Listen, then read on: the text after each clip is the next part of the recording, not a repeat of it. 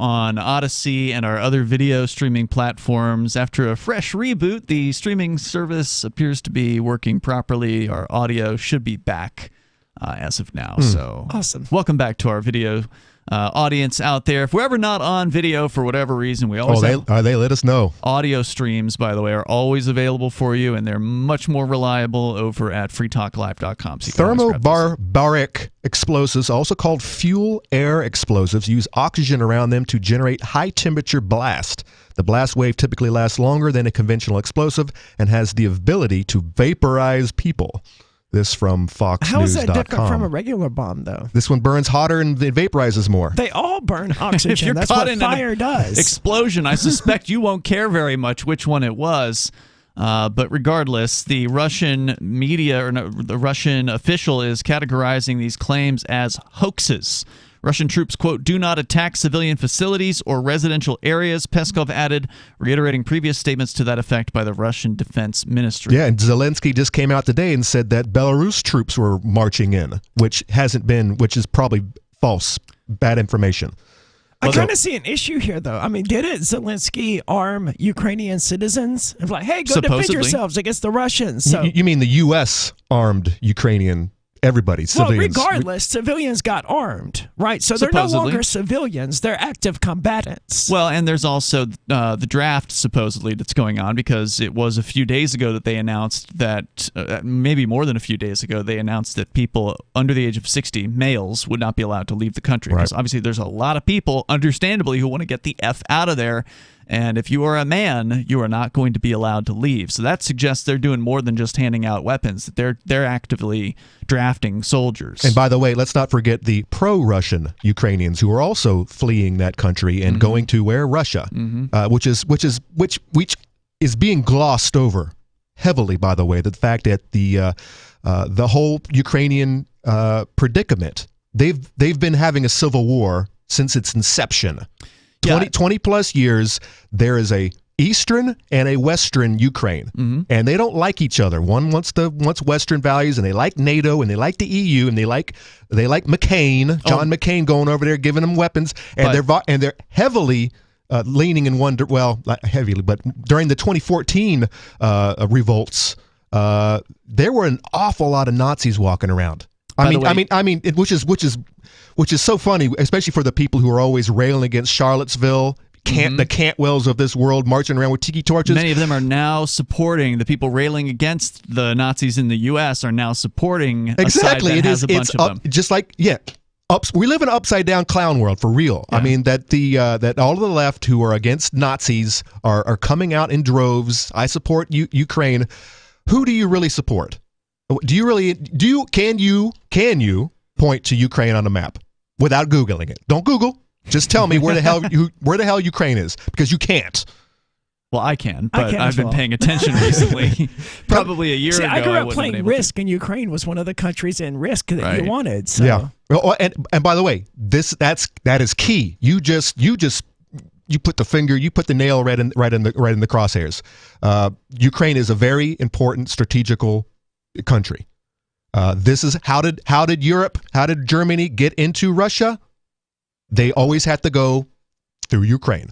Well, and now Ukraine has apparently applied. The government has applied for EU membership. Oh, yeah. That's a new development.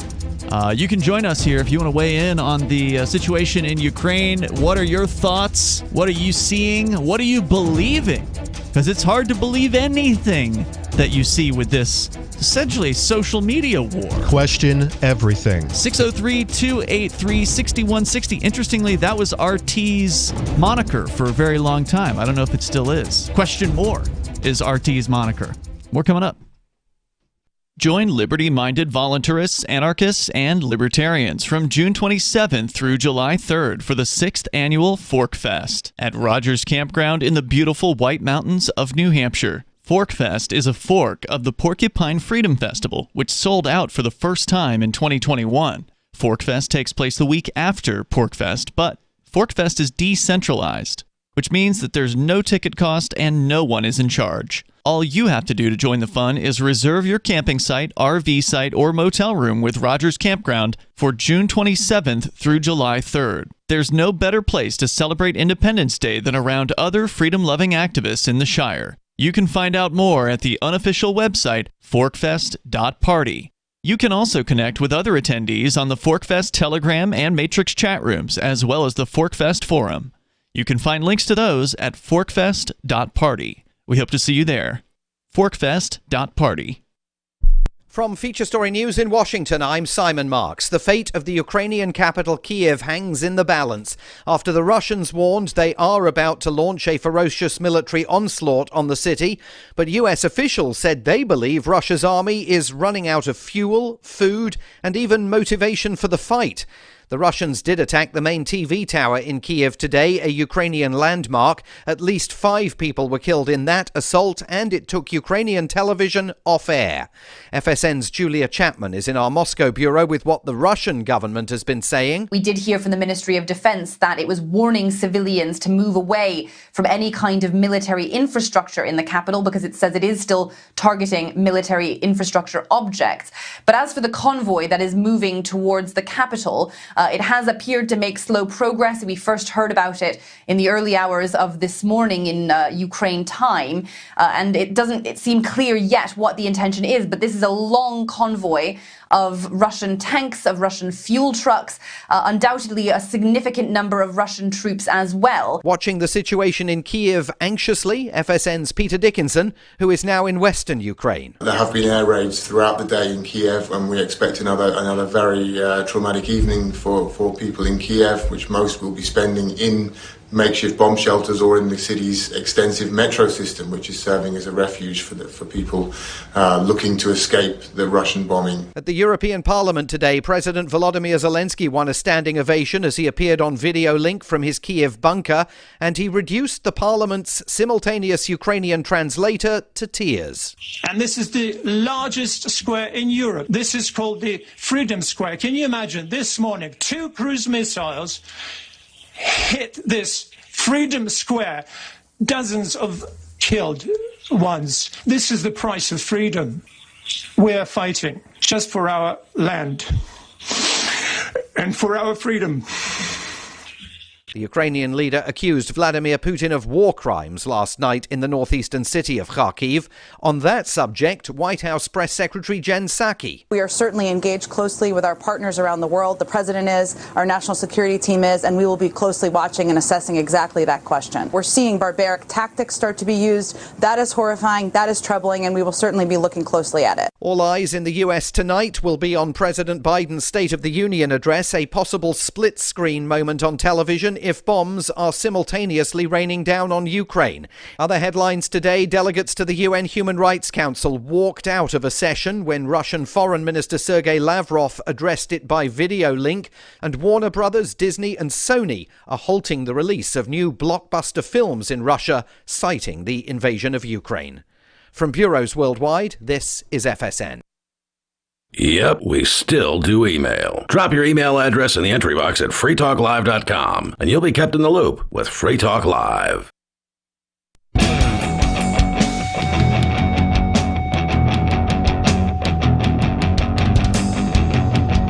This is Free Talk Live. You can bring up anything you want here. The number is 603-283-6160. That's 603-283-6160. We're talking about the propaganda war that is going on. And is there an actual war happening? Well, it's unclear. Conflict? Yeah, and it's been happening for definitely been happening for the last decade, and you should know, because that's what a lot of the video footage, a lot of the still clips and whatnot have been shown to you this week have been from the last 10 years. They're regurgitating old catastrophes, old Civil War pictures, and they're regurgitating it this week. Yep. Did you see the image of the woman with like a bandaged head? Yeah, supposedly that was from a gas explosion from like 2 years ago. Yeah. Oh, there was also was it really? Well, I don't know if the image of the woman was old, but they were superimposing her on top of an image of like a destroyed building, and that image was from previous years. Mm-hmm. So there's just so much BS out there. and so many people are falling for it, hook, line, and sinker. But I want just like they fell for the Crimea invasion. Yeah. Just like the Crimean invasion. This is just that times 10. Yeah, I was going to say, I don't even think I heard about Crimea when that happened, but this one's getting huge international coverage. We're going to continue to discuss it on the way here. Of course, your thoughts are welcome. Our number is 603-283-6160. That's 603-283-6160. We are brought to you by Bitcoin.com. And if you want to learn about cryptocurrency, because it is a game changer when it comes to international relations, it protects you from... Rumors are that Bitcoin is up because of Russian and Ukrainian interest in it. Could very well be. I mean, Bitcoin is definitely up, having a huge jump up in just the last 48 hours. And let's not forget the Canadian debacle, where they're coming after your dollar dues, freezing your bank accounts. Guess what they can't do? Can't freeze your Bitcoin unless they've got your seed and your password. Unless it's in a centralized exchange. Unless it's in Coinbase, yeah. So I don't want to dig too deep into Bitcoin. I just want to tell you, if you want to learn about it, go to Bitcoin.com and then click Get Started at the top of the page. I want to get it back into, Conan, your opinion. Now, you didn't say this on the air. You said it off the air. Your opinion is that Russia is not the aggressor in this situation. They are absolutely... I am not a Russian apologist by any stretch, but they are not the aggressors in this. How do you come to that conclusion? There have been... All right, you had this thing called the Cold War. You had the John McCains of this world who hate Russia for whatever reason. He blames them probably for his disfigurement. So you have these types of politicians, these old men dreaming up new wars for young men to die in. You have years and years of this that are living with us still to this day. See, I actually agree with you. I just think you're painting too narrow of a population as being the problem here. I think the vast majority of Americans look down on Russia and hate Russia and consider them because they've been told to. Yeah, well, they've been look told. At the language they used about Donald Trump colluding with the Russians. You don't say colluding with your friends. You know, people collude with the enemy. They don't collude with allies. So the very verbiage that people used in regard to the Russians is always painting them as an enemy. Yeah, and that's really unfair, especially given the Soviet Union fell, 30 years ago now at this point? Russia is not the Soviet Union, as much as our caller Sarah wants to believe that they secretly are. They're now a very productive nation. I would say that they're doing very well. They're one of the most productive and wealthy nations on the planet. They're not to the level of the United States, of course, because they don't have the same level of freedoms. And the U.S., of course, is dropping on the freedom charts, but it's nowhere near as bad as Russia. But that said, it is not the big red scare anymore. But yet the mainstream media and the politicians have continued to treat them as pariahs. Because they are a thorn in the side of the New World government, the New World Order. And Putin has come right out and said it. He says, this is who your real enemy is. And the last thing we want is for NATO to start building bases and or taking our Crimean base and setting up nuke sites on our friggin' border. He knows what's going on, and NATO is spreading like cancer, and he knows... Which was against what they promised, by the way, at the end of the Soviet Union. They promised that NATO would stop. And look at Zelensky. He's talking about wanting to join the EU. That's one step closer to being in there, a part of the New World Order. But this has been the case for decades. I mean, the United States or NATO has been encircling Russia with military bases and Iran and missile silos for my entire life. Why is it now that violated the agreement that they had at the end of the Soviet Union? But you can't trust governments. No, of course not. Well, plain and simple, Putin isn't playing their game. He's doing his own thing, and he has his country has a lot of resources. But he still invaded Russia. He Ukraine? Still invaded Ukraine. Well, did he? It would appear so. Or like some of his supporters say, they're peacekeeping units who are just there. Let's talk about. Did you guys hear about the dam that was blown up? I did not. A couple of days ago on Saturday. No. Russian troops destroy Ukrainian dam that blocked water to Crimea. Russian troops have destroyed a concrete dam built in Ukraine's Kherson region, and it was built in 2014 when all this crap hit the fan. Was the dam built in Ukraine? Yes. Well, that's their dam. But they built it intentionally to block the water supply going to Crimea. Get that. It sucks for the people in Crimea, but it's still in Ukraine. The pro-Russian Crimeans who voted 96% to leave Ukraine and join Russia. I get it, but it's not their property. It's not Crimea's property. It's Ukraine's. It's literally in Ukraine. If they want to build a dam there, dude, they can. Just like if you want to build a dam on your property, you can. The canal has been there for almost 100 years. Doesn't matter, dude. It's not Crimea's property. To starve people out of like drinking water, 85% of their water, an act of war. Right? I would say it. When are you not grandfathered in? So they built the dam 100 years ago. So if there was a river running through your property, and I decided to dam it, yeah, you don't think you can do You're that? violating the property rights of the people down the river from you. This is where home rules are. This is where rules would take place. Where it would be part of my what word am I looking for? Where covenant. Yes, exactly. Mm-hmm. That's where covenant rules will come into place. Where I have to agree that I will not dam this stream because I know that it feeds 30 more people down the stream. So that would be part of I would be regulated to never change that. Yeah, if there's a stream that has been in existence as long as the stream has existed, and then a criminal enterprise comes in and blocks it or decides to start throwing motor oil into it or something, or any other type of pollution. I mean, to me, that's an act of war. Like, you're trying to kill this populace at that point. You're trying to say you can't drink water anymore. Well, that's one of the first. That's one of the first things the Russian invasion did. They went in there and they destroyed the dam. All right, that seems like a humanitarian act to me. That's what Putin says he's doing. He's come out and he says he is denazifying and demilitarizing. Why do you believe Putin, though? Haven't we already established that they're all liars? He's not enemy of my enemy. This is where that's a territory we're getting in right now. But yes, I don't necessarily believe Putin, but I sure as hell don't believe the West. And so, I just discount everything that the West says, everything that the mainstream media says, and honestly, the fact that they're trying to prohibit people from seeing RT gives them some brownie points in my book. It makes me think, there's something here worth seeing. And on top of that, I do believe that Russia is being aggressed upon.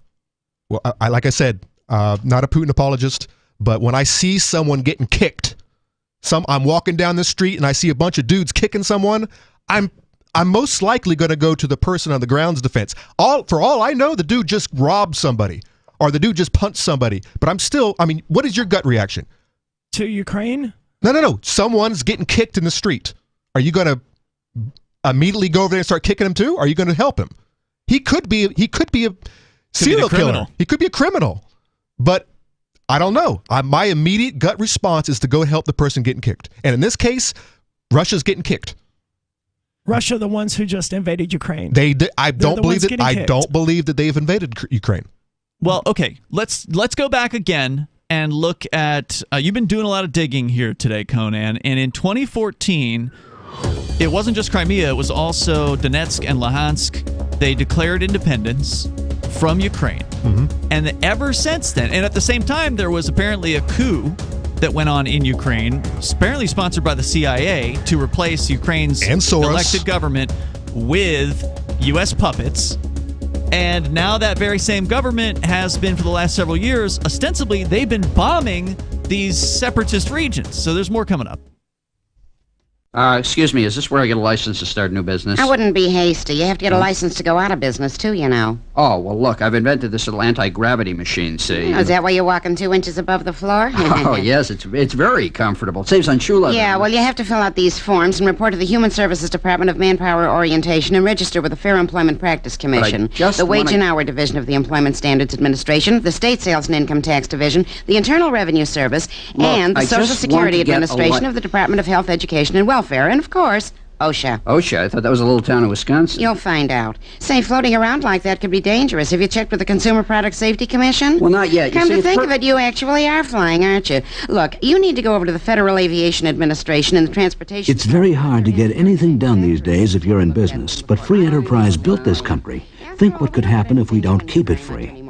A public service of this station and the Center for the Defense of Free Enterprise, Bellevue, Washington. We just can't have people floating about unregulated, you know. The new 4th edition of Healing Our World, The Compassion of Libertarianism will take your understanding of liberty to a deeper level and has over 1,300 updated references, new cartoons, and a foreword by Dr. Ron Paul. With discounts for multiple book purchases, the 4th edition of Healing Our World is a great gift for the liberals, pragmatists, environmentalists, and Christians in your life who think libertarianism is cold-hearted. Get yours today at healing.freetalklive.com and use promo code FTL for a $5 discount. What if you want to hear the latest episode of Free Talk Live, but all you have is your phone, you forgot to download our archive, and you have no data connection? You can call our Listen line at 641-793-0191. That's a long-distance number, so you may incur charges. If not, listen as long as you want. 641-793-0191. The Free Talk Live Listen line, 641-793-0191. Why did you move to the Shire? I moved here to the Shire because there's other people around who take liberty just as seriously as I do. I moved to the Shire because I saw videos of people challenging authority and thought that I could get support myself. It called to me, like, do this, right now. I wanted to be around people like me who got it, and once I got here, I knew there was nowhere else that I wanted to be. I've always wanted to change the world, so I moved to the Shire to join people who were actually working towards doing the same thing. The people here are awesome, loving, and positive. It was for the adventure and for the feeling of something important is happening here, and I just wanted to come to sort of be part of that. Visit ShireSociety.com to read and sign the Shire Society Declaration and learn the reasons why, if you love liberty, you should immigrate to the Shire. Plus, connect with others via the forum at ShireSociety.com. That's ShireSociety.com. Tired of cancel culture? Sick of mega tech corporations holding an axe over your head? Join the LRN.FM Matrix chat server. It's self-hosted, so no one else can tell us what to do or say. Don't like the existing channels? You can make your own. You can even connect into some of our channels from other Matrix servers. It's federated. For the full LRN.FM Matrix experience, though, you should join our server via the step-by-step instructions at chat.lrn.fm. Chat.lrn.fm. My name is Jacob Hornberger. I'm president of the Future of Freedom Foundation, which Congressman Ron Paul awarded for having an outstanding freedom website. Write us at fff@fff.org, and we'll send you a free 3-month subscription to our monthly journal of libertarian essays and our booklet, Economic Liberty in the Constitution, which George Mason University economics professor Walter Williams praised in a recent column. That's fff@fff.org. Got Telegram? You can follow our channel there and discuss show prep with other listeners at telegram.freetalklive.com.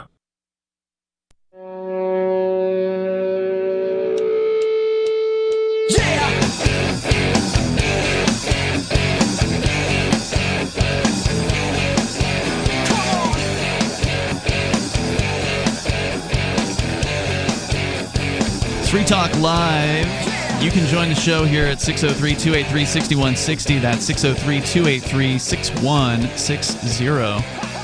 We're talking about the Russia-Ukraine controversy, conflict, whatever you want to call this thing, propaganda war. In the studio, that's fitting. Yeah, in the studio tonight, it's Ian, Aria, and Conan. So we can get into the RT did an interesting story about the World Economic Forum. We might want to talk about that because it backs up what you were saying, Conan, that the Russian government, they can't be trusted, just like every other government of the world cannot be trusted because they're all criminal enterprises. But they do seem to be pretty critical of the whole New World Order concept, and they are definitely critical of the World Economic Forum, which is basically, I've pointed out, their whole thing is to be the New World Order. The World Economic Forum with the Great Reset, that seems to be the instigator of the New World Order or the new terms. They're replacing the term New World Order with the Great Reset. With the Great Reset and or Build Back Better. Yeah. So we can talk about all that here, but we were getting into the kind of the history of, or at least the recent history, because there's a long history between this area, Ukraine, of the world and the area that is now known as Russia. There's a long history. Yeah, I didn't even know Kiev used to be the capital of Russia. Wow. Many years ago. But yeah, and let's not forget that these two countries are buddies. They're friends. They have been up until kind of just recently. You mean when the CIA ostensibly created a coup? Co-opted a bunch of alt-right neo-Nazis to take over the Ukrainian government? I mean, all of that is important, but the United States, it used to be colonies part of the United Kingdom. You know, just because this is how it used to be doesn't really mean it has any relevance on how things are now. True. If the United Kingdom was like, no, we're reestablishing dominion over you. Well, it doesn't really matter what they would want. That's not. I don't see that as taking place at the moment. I see some liberators going in there and blowing dams up. What Putin has said is that if Ukraine's government agrees to the basic terms of you will remain neutral, meaning you don't get to join NATO, and you will de-weaponize, basically, then we will withdraw from the country. It's hard to take someone seriously when they're invading you while they're saying, you just give up your weapons. You keep going back to invade. Okay, when they're sending military into your borders, however you wish to categorize it. Who the regions on the east. Why are you buying wholesale into the Russian narrative because on this, dude? Because I've seen and heard reports from the eastern Ukrainians who are with open arms welcoming in these Russian invaders because they want them there. Because they're tired of getting bombed by these neo-Nazis. They're saying that, again, it's just who's saying what. The people in the eastern side, the Donetsk and Luhansk former republics. And South, Odessa. They're saying we've been being attacked by the Ukrainian government for years, ever since we declared independence. I'm just curious why Conan is so much on there. Because I'm walking down the street and I see someone getting kicked. Hold on. I find it upsetting. I'm going to just tell the other side of the story here as I understand it, and you've been researching, so correct me if I get something wrong here, Conan. These regions supposedly declared independence. Now, obviously, the other side is going to say, "Oh, well, those votes were fake," and there's obviously another side to that. Sure. But presuming that the majority of those people, and they say it was a supermajority, 89% in Donetsk. I'm not sure about Luhansk. But Crimea was 96%. But a large number of people supposedly voted to leave Ukraine and declare independence as their own republic. So they didn't vote to join Russia, although they might eventually. They're not being annexed by Russia. They are their own supposed republics. And ever since then, the supposedly CIA-backed coup in the rest of the country has been attacking these areas, like literally bombing them. And or setting up agent provocateurs on a regular basis. Burning government buildings down and whatnot. Yeah, starting riots. On a regular basis. And they have gone to the Russian government gang and said, hey, can you acknowledge us as independent countries and will you help us? And Putin, for whatever reasons, and I think you pointed out he has his own reasons for whatever plan he's got, has decided now to do that, whereas previously he didn't. Previously he did not decide to acknowledge them as independent republics. Probably because he knew what it would turn into. But now he has.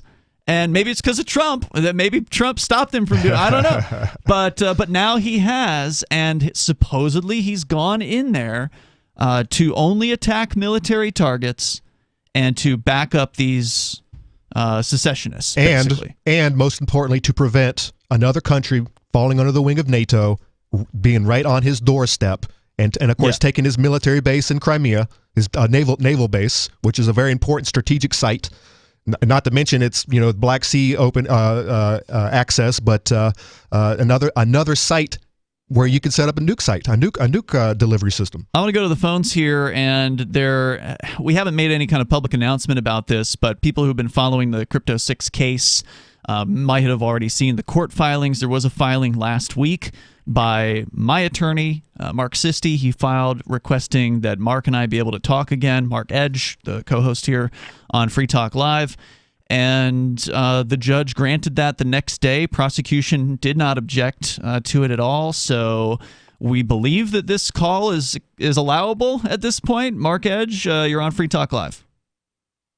I am so delighted to be able to be back on Free Talk Live with my friend Ian and a variety of people, and so I can't wait to be on the air with you guys, but I thought I'd call in since we're allowed to do it. And you're still not allowed to talk to nobody, however, just to clarify. So there is still some restriction. As I understand it. Yeah. As I understand it, but that may be cleared up soon, too. We don't know. So the thing I wanted to call about was exactly what you're talking about. Great. Let's hear it. And here's what my advice to both Arya and Conan is. The first casualty of war is always the truth.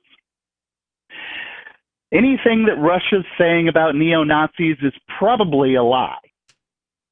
Anything that Biden is saying about, invasions and blah, blah, blah, we don't know what the truth is at this point.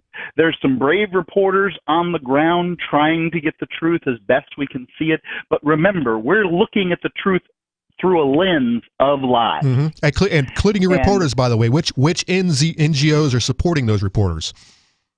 Look, I don't trust the reporters. I don't trust the news organizations. I trust the reporters more than I trust the news organizations. But the reporters who are on the ground with bullets whizzing past their heads are probably not the ones that bother me the most. Has that actually happened? There's plenty of reporters that bother me. What's that? Two Dutch reporters have been shot. Where were they? I have that news article actually up. No, you know what? I closed it already. Because a lot of this stuff is some fake ass propaganda.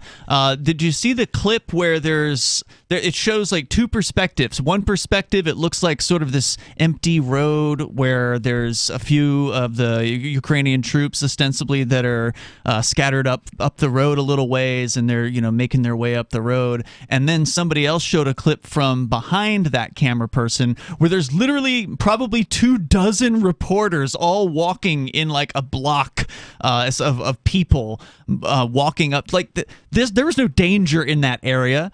It was all just a straight up setup. So yeah, I guess if they're embedded with the actual Ukrainian military, then there's a chance that they could be shot at. But from what we understand, if they're actually just in the towns and the cities, there's very little danger. 2 Danish journalists were shot on Saturday, one in the arm and one in the leg. They're both alive and happy to be alive. Where were they, though?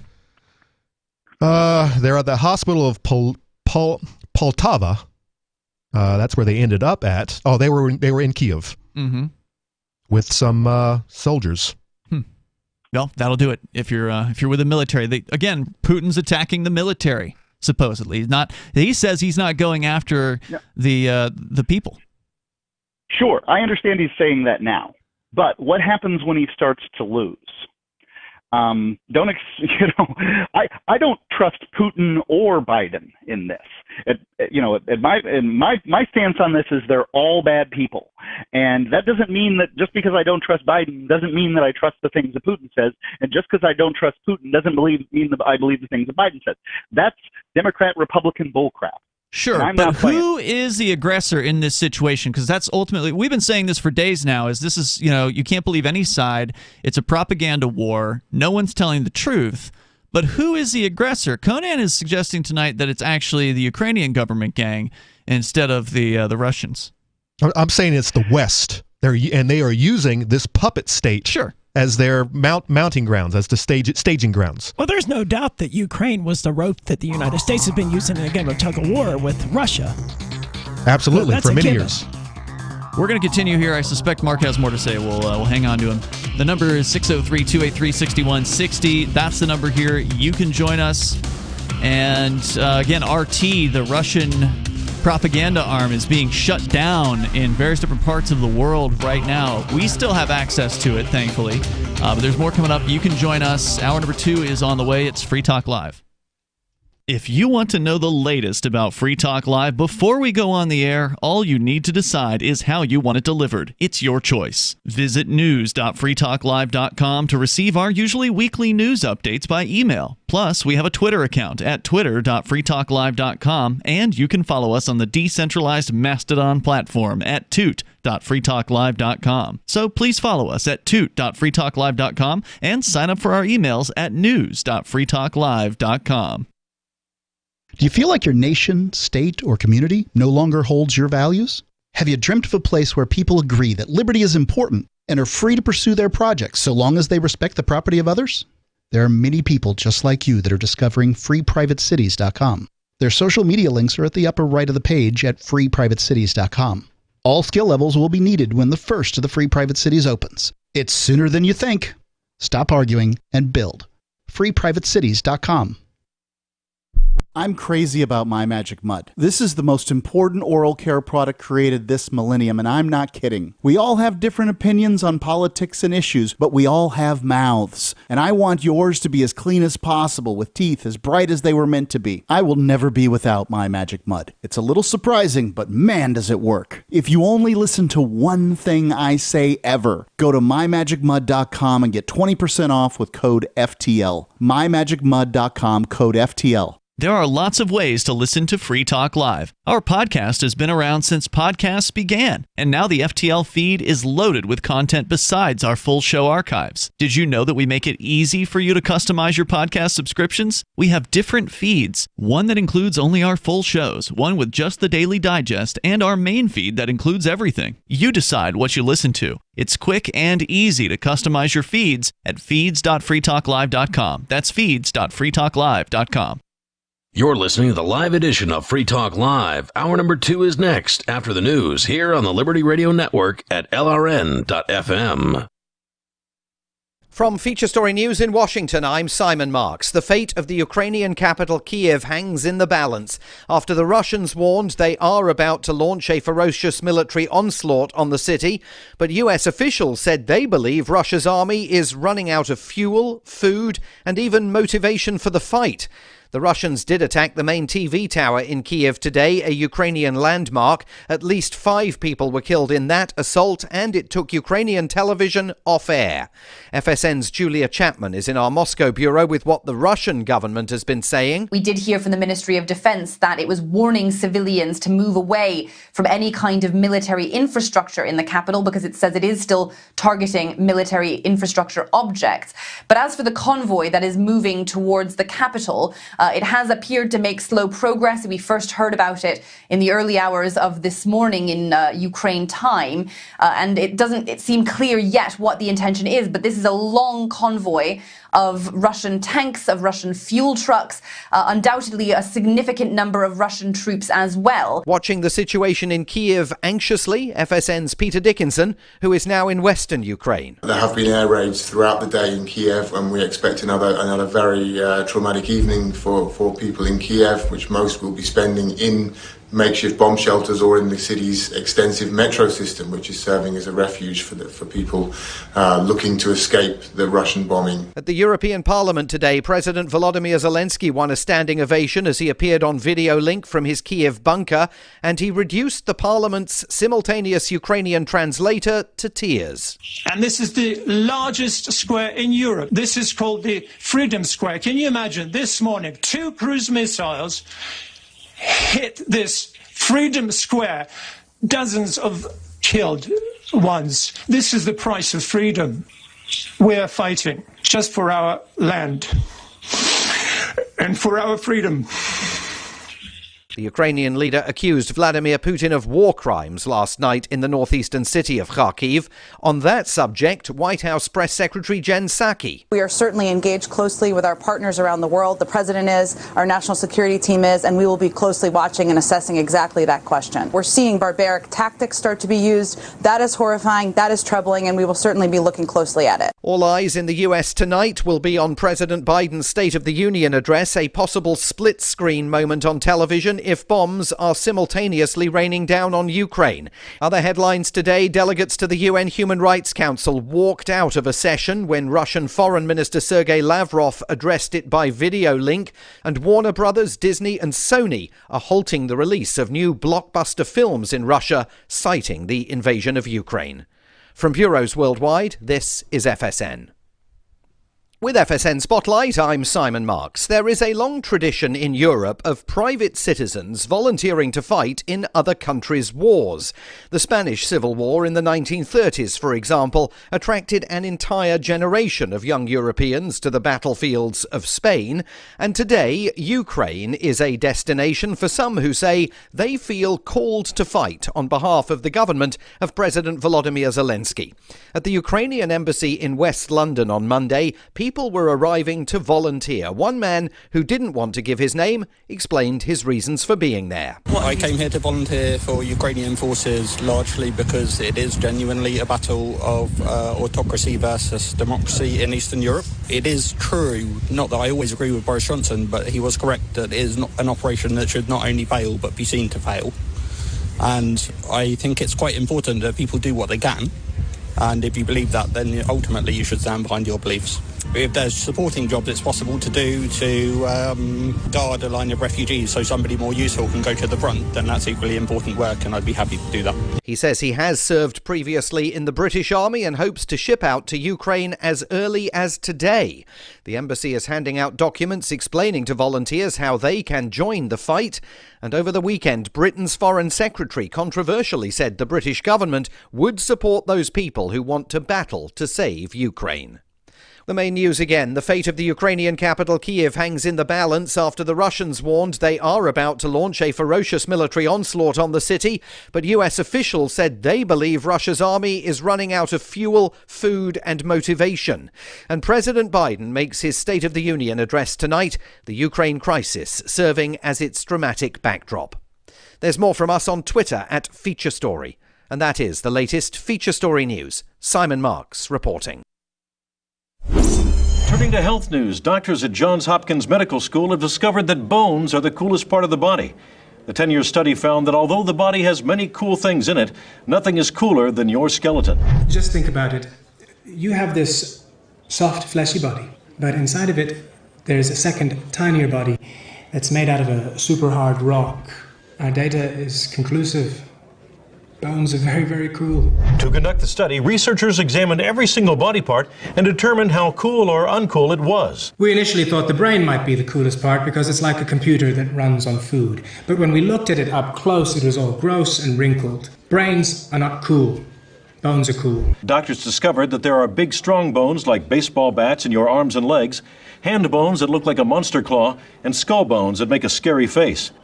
Doctors did caution that as cool as human bones are, they're not nearly as cool as dinosaur bones. This is the Onion News Network.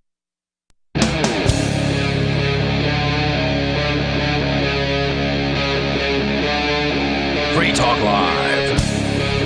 It is Free Talk Live, and you can bring up whatever you want here. The number is 603-283-6160. That's 603-283-6160. In the studio here tonight, you've got Ian, Aria, and Conan. We've been talking about the Ukraine propaganda war that has been waging for, I don't know, the last week or so Last week, now, yeah. at this point. And if you want to weigh in, you're certainly welcome to share your thoughts. We're talking about kind of like the history or the alleged history of what's been going on, because we don't live there. Yeah, and history is, guess what, written by who? The winners. The victors. Yeah. In this case, there are two sides to this conflict and this history, and one side says that in 2014 in Ukraine there was a coup, and that coup was sponsored by the CIA. Well, not necessarily. Which is believable.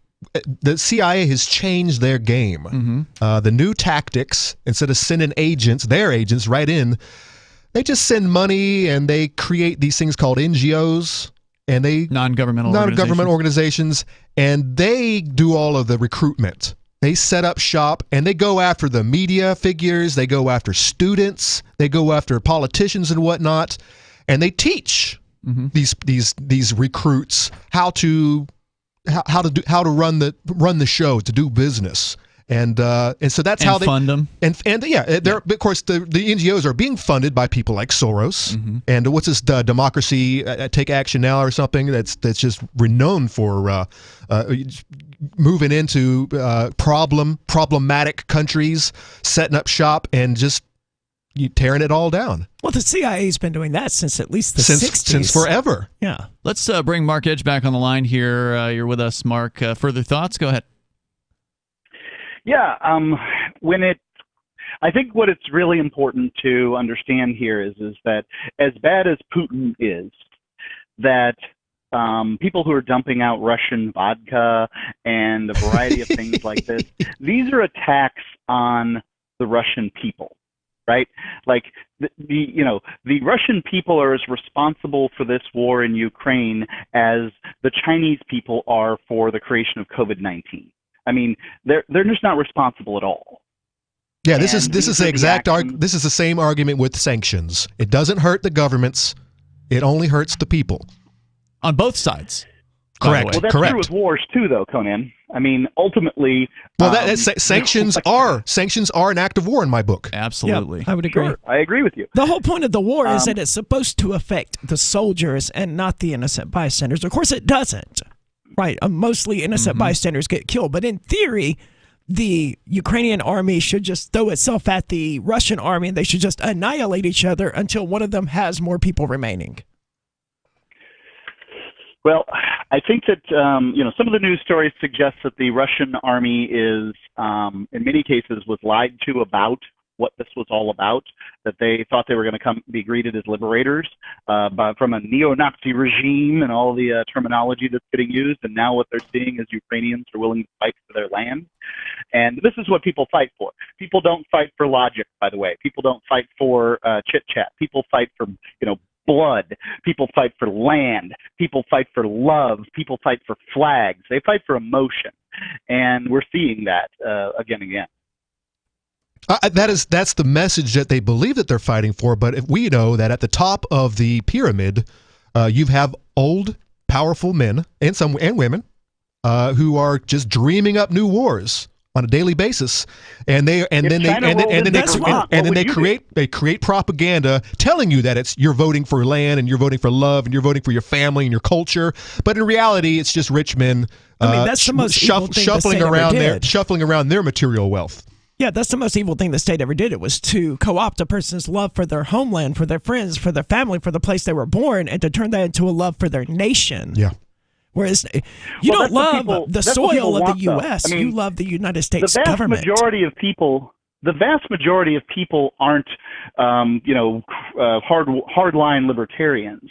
Most people really care about their government. They want that. They'll fight for that. They at least like it better than the other guy, and so they're willing to fight for it. No, I don't think that's true. One of the reasons.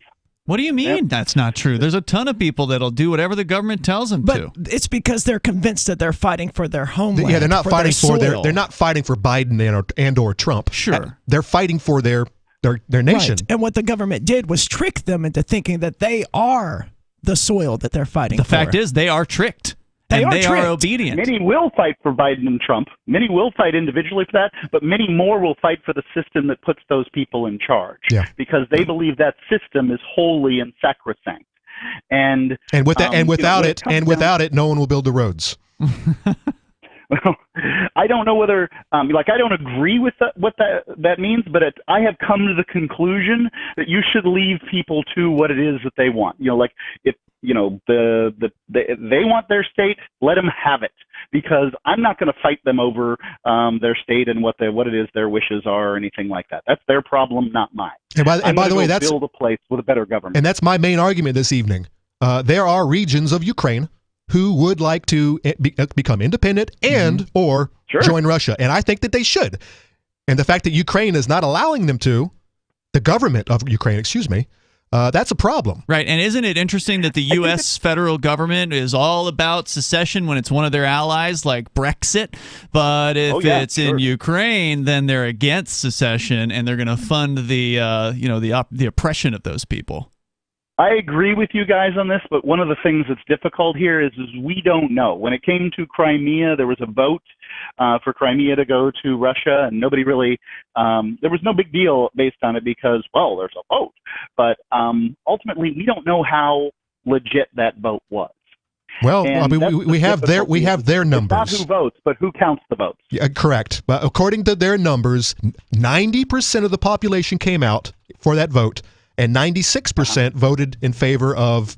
I'm not sure if they were to become independent, completely sovereign, and or to join Russia outright. Yeah, but Putin got the same percentage of votes the last time he ran for president. I don't find that to be any more reliable. I don't even know who he was running against. Someone he threw in prison, and then he got 90-something% of the vote. And according to Western media, he poisoned a bunch of people and or irradiated them. We had all kinds of nonsense news coming down the pike. What can you you'll believe the claim that they got 90% of the vote. I said according to their numbers. From the KGB.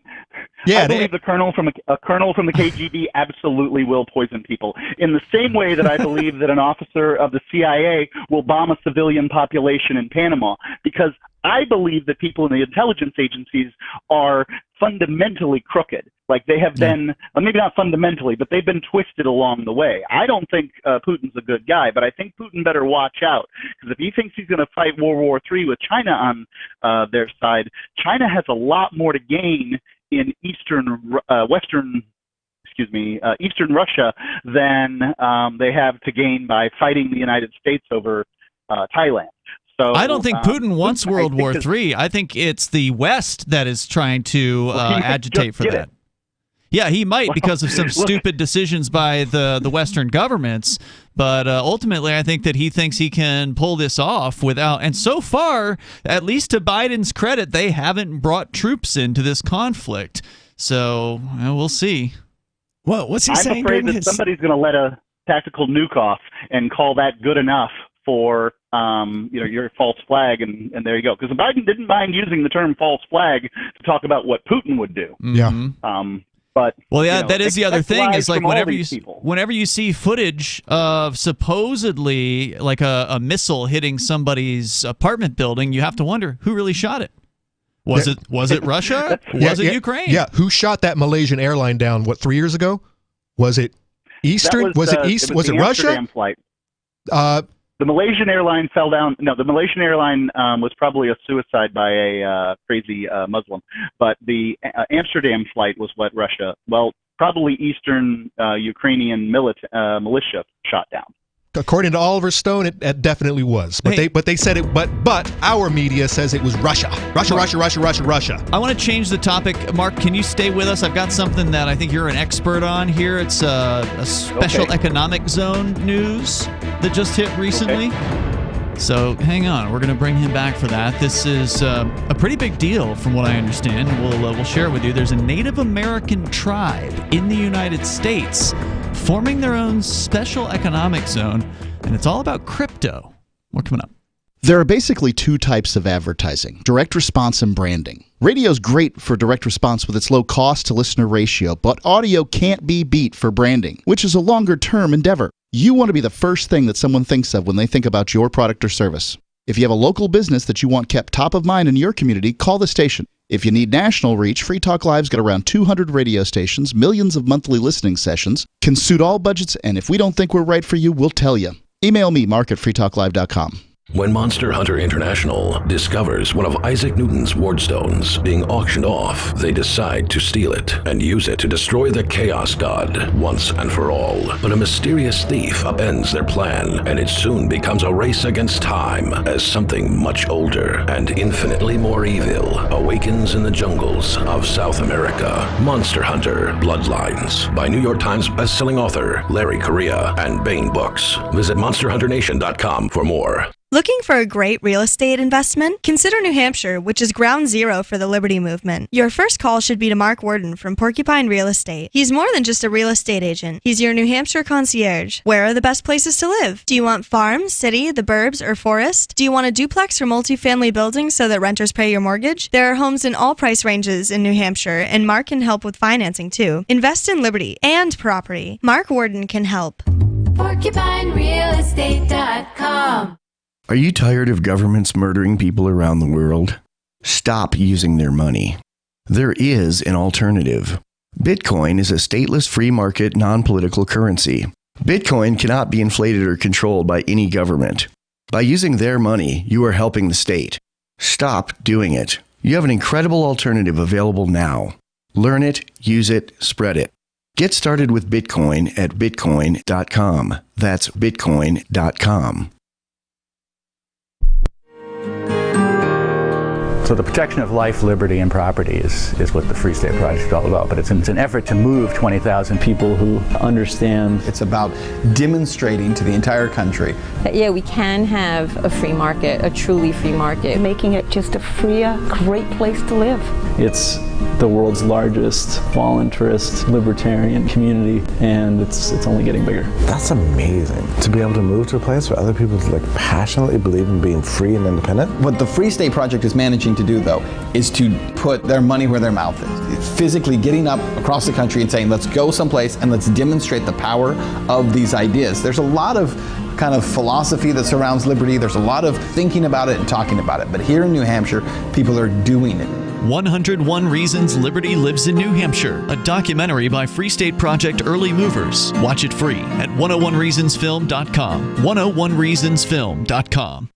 What if you want to hear the latest episode of Free Talk Live, but all you have is your phone, you forgot to download our archive, and you have no data connection? You can call our Listen line at 641-793-0191. That's a long-distance number, so you may incur charges. If not, listen as long as you want. 641-793-0191. The Free Talk Live Listen line, 641-793-0191. So you've signed the Shire Society Declaration and are planning your move to New Hampshire to be around more liberty-oriented people. Next, sign up for the Shire Society Forum at forum.shiresociety.com. There are a bunch of people there who are already in the Shire, and they want to meet you. If you're already in the Shire physically, you should also come by the forums. Remember, not everyone uses Facebook. New people are signing up for the Shire Society Forum every month, so drop in and say hello at forum.shiresociety.com. Our Matrix server is about as free as internet chat can be. Join the existing rooms or create your own at chat.freetalklive.com.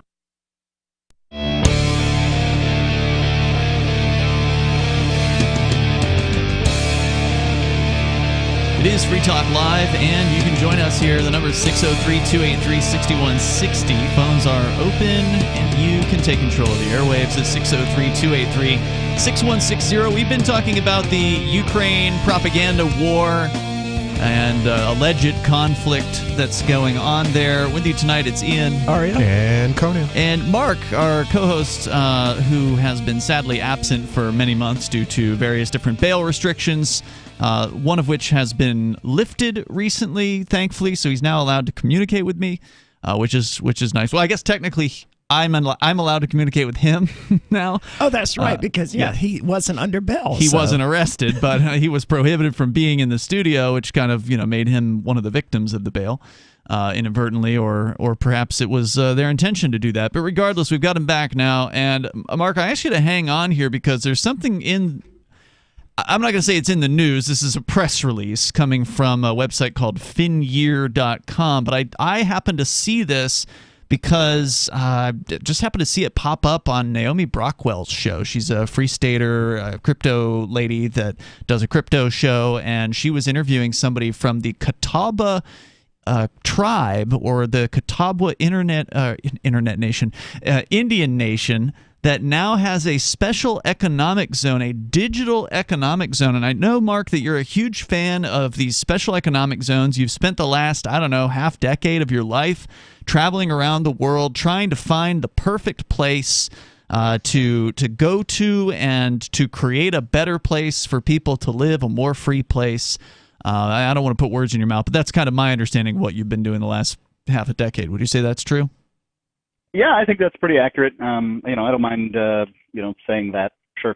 And I know you know a thing or two about the Catawba tribe situation, so I'm just going to share this press release here and have you comment on it, if that's all right. Are you going to share the press release first, or do you want me to comment ahead of time? No, I'm going to share the press release here. This is from Rock Hill, South Carolina. In a historic vote Saturday, the Catawba Indian Nation, a Native American tribe located in South Carolina, established a groundbreaking program to regulate and expand business activities in its territory. The General Council of Catawba Citizens created the first digital special economic zone in the United States and approved a regulatory framework and civil codes, including a commercial code that enables companies from around the world to domicile within the tribe's lands and operate under world-class business regulations. The zone, named the Green Earth Zone, or GEZ, is poised to become one of the most important jurisdictions for digital asset management, fintech, which stands for financial technology, and cryptocurrencies globally. It will allow people from all over the planet to set up a company through an online platform.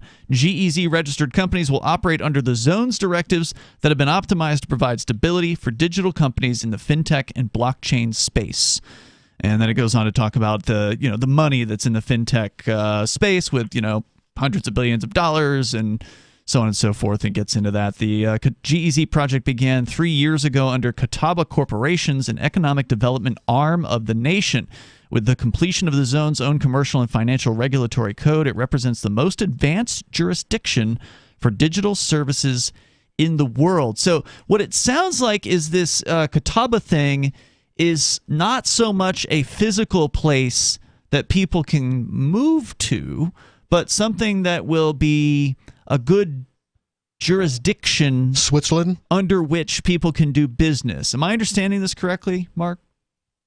Right. I was involved in this Catawba thing since the very beginning, and I don't mind saying so. I'm not the prime mover in it or anything like that, but one of the early thoughts is freedom isn't one thing. It's a bunch of different things, and what matters to individuals is the freedom that fits their lifestyle the best. And what we were very excited about was the powers that Indian nations have through treaties with the U.S. and the ways those things can be fleshed out. Many of these treaties were written 150, 200 years ago. They didn't contemplate things like the internet. Mm-hmm. But, questions I would have for you is what if you produce a podcast and I have a network for podcasts and I want to pay you $1 million in crypto? We both get a virtual citizenship in the Catawba Nation inside their computer setup, their software for this, and then I pay you inside of there. Who taxes you? Well, the answer is the Catawba at $5. Which is a heck of a lot better than receiving your payment through, say, a portal like the United States on the IRS, where you may have to pay up to 40% of what it is that I paid you, depending on how much money you've made in a given year. And that is a giant leap forward in the area of freedom surrounding your fiscal freedom. Is the idea that you're talking about that the digital assets would exist in some sort of a wallet that would exist in the Catawba internet area or something like that? Metaverse? How would that get around, like, the state of Illinois or wherever because your corporation would be part of the Catawba Indian Nation. Like if you open up a corporation in Switzerland or whatever, you would be taxed under Switzerland's laws, not the United States. Currently in America, people from all over the United States will incorporate in Delaware, and they'll just have a little file folder there that says, I'm a Delaware corporation stuff, and because it's a advantageous place to do business. Catawba has, presumably set themselves up to destroy Delaware's business, destroy Nevada and New Mexico and Wyoming's business plans of being the destination where people incorporate to being the premier location in the United States and perhaps globally to set up your corporation. What Arya said is 100% correct. It doesn't matter where I am physically. It matters where my corporate self receives my payment, and that's in Catawba. You know what I'm going to do? I'm going to register my vehicle through the Catawban metaverse. I'm going to create a nonprofit. Just create a digital vehicle.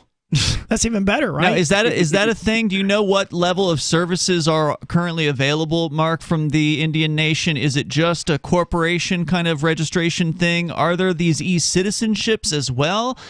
Is there a vehicle registration? Like, how far have they gone with this at launch? Do you know? Well, at launch, they obviously haven't. What they're doing currently is they're trying to get the lowest, largest, juiciest hanging piece of fruit. And that is what we've just talked about, is the ability to incorporate and do business inside the virtual Catawba nation. Okay. And they will bring things out because their goal is possibly can, but no, they're not prepared for... Mark, we missed the juiciest part of what you just said. Yeah, what's the goal? We missed everything after their goal is... Yeah, the goal is obviously to make everyone as free as possible. That's what we're looking for here. That's what the goal is. But we can't do it all at once. We're just not prepared for that. The team isn't big enough. We haven't made enough money to... Yeah, and I didn't prepare you for this. I pulled this on you. It just happened to be in my show prep. Like, oh, well, here's Mark. I didn't know you were going to call in. Are you able to kind of talk about like how the Indian nation is separate or different or independent from the federal government, or is that not your kind of area of expertise? I'm going to leave the specifics to an interview that I will do on the Ethics Post at the very end. All right, Mark, thanks for calling in tonight. Good to hear from you, and I'm sure we'll hear from you again. More coming up. Carl Watner, longtime proponent of a voluntary society, died last December. You may have seen his articles published on his website, voluntarist.com, in his newsletter, The Voluntarist, the Mises Institute, or elsewhere over the last 40 years. His newest book, I Must Speak Out, Volume 2, The Best of the Voluntarist, is now available via Liberty Under Attack Publications. This 430-page second volume spans the years of 2000 through 2020 and includes articles by Carl Watner, Hans Hermann Hoppe, Carl Hess, Benjamin Tucker, George H. Smith, Lysander Spooner, Pete Eyre, Joyce Brand, and many others. I Must Speak Out is for the newly initiated, the veteran voluntarist, or anywhere in between. Buy the book now at libertyunderattack.com/voluntarist. For more great content on building a voluntary society and for Carl's extensive archives, check out voluntarist.com. From Feature Story News in Washington, I'm Simon Marks. The fate of the Ukrainian capital Kiev hangs in the balance after the Russians warned they are about to launch a ferocious military onslaught on the city. But US officials said they believe Russia's army is running out of fuel, food, and even motivation for the fight. The Russians did attack the main TV tower in Kiev today, a Ukrainian landmark. At least 5 people were killed in that assault, and it took Ukrainian television off air. FSN's Julia Chapman is in our Moscow bureau with what the Russian government has been saying. We did hear from the Ministry of Defense that it was warning civilians to move away from any kind of military infrastructure in the capital because it says it is still targeting military infrastructure objects. But as for the convoy that is moving towards the capital, it has appeared to make slow progress. We first heard about it in the early hours of this morning in Ukraine time, and it doesn't seem clear yet what the intention is, but this is a long convoy of Russian tanks, of Russian fuel trucks, undoubtedly a significant number of Russian troops as well. Watching the situation in Kiev anxiously, FSN's Peter Dickinson, who is now in western Ukraine. There have been air raids throughout the day in Kiev, and we expect another very traumatic evening for people in Kiev, which most will be spending in makeshift bomb shelters or in the city's extensive metro system, which is serving as a refuge for people looking to escape the Russian bombing. At the European Parliament today, President Volodymyr Zelensky won a standing ovation as he appeared on video link from his Kiev bunker, and he reduced the Parliament's simultaneous Ukrainian translator to tears. And this is the largest square in Europe. This is called the Freedom Square. Can you imagine this morning, 2 cruise missiles hit this Freedom Square, dozens of killed ones. This is the price of freedom. We're fighting just for our land and for our freedom. The Ukrainian leader accused Vladimir Putin of war crimes last night in the northeastern city of Kharkiv. On that subject, White House Press Secretary Jen Psaki. We are certainly engaged closely with our partners around the world. The president is, our national security team is, and we will be closely watching and assessing exactly that question. We're seeing barbaric tactics start to be used. That is horrifying, that is troubling, and we will certainly be looking closely at it. All eyes in the US tonight will be on President Biden's State of the Union address, a possible split-screen moment on television if bombs are simultaneously raining down on Ukraine. Other headlines today: delegates to the UN Human Rights Council walked out of a session when Russian Foreign Minister Sergei Lavrov addressed it by video link, and Warner Brothers, Disney and Sony are halting the release of new blockbuster films in Russia, citing the invasion of Ukraine. From bureaus worldwide, this is FSN. You can stick it to the man and big tech. Join our FTL social mastodon at social.freetalklive.com.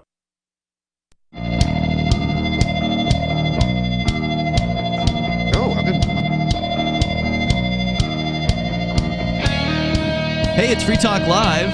You can bring up anything you want here. The number is 603-283-6160. That's 603-283-6160. Tonight in the studio, it's Ian. Aria. And Conan. And don't forget, you can join us anytime you want over at freetalklive.com. And I want to say thanks to Bonnie Nestat, who is a gold-level supporter of Free Talk Live via the AMPS Patreon that we have that started a few months ago.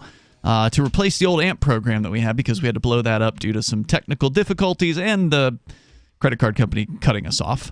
That's not good. After a decade of having no issues whatsoever, they decided they didn't want to do business with us anymore. Well, a significant percentage of the show's hosts got arrested. I mean, that could have something to do with it. And so we switched over to Patreon. Now, it is another centralized platform. Of course, if you want to do credit card processing, you always have to rely on some centralized system. There's just no decentralized way to do that. And so we'll see how long we stay on Patreon for. But for now, thanks to Bonnie for backing us up over there. She's gold level, which means she's doing at least $10 a month over at amps.freetalklive.com, amps.freetalklive.com. Just a little bit more about the special economic zone that is being started. It got voted in. So the reason we're talking about this is because it's no longer in the, planning stage. Idea sphere and or planning. It's the thing. Yeah, and Mark, as Mark pointed out, he was one of the planning folks who was involved in the development of this thing. He had a small role in it. And they voted, the Indian nation itself voted for this thing to happen. That is to say, they are creating a digital special economic zone. And as Ronnie Beck, the CEO of Catawba Corporation, says, quote, special economic zones have been powerful instruments for economic development, enabling rapid economic growth. And these things exist all around the planet. There are thousands of special economic zones in various different parts of the world. And they basically give incentives to companies to locate in this zone. Like usually, as he says here, they rely on tax incentives. He says, but with our status as a sovereign jurisdiction, we are also able to create a best-in-class regulatory climate for the digital, fintech, and blockchain sectors.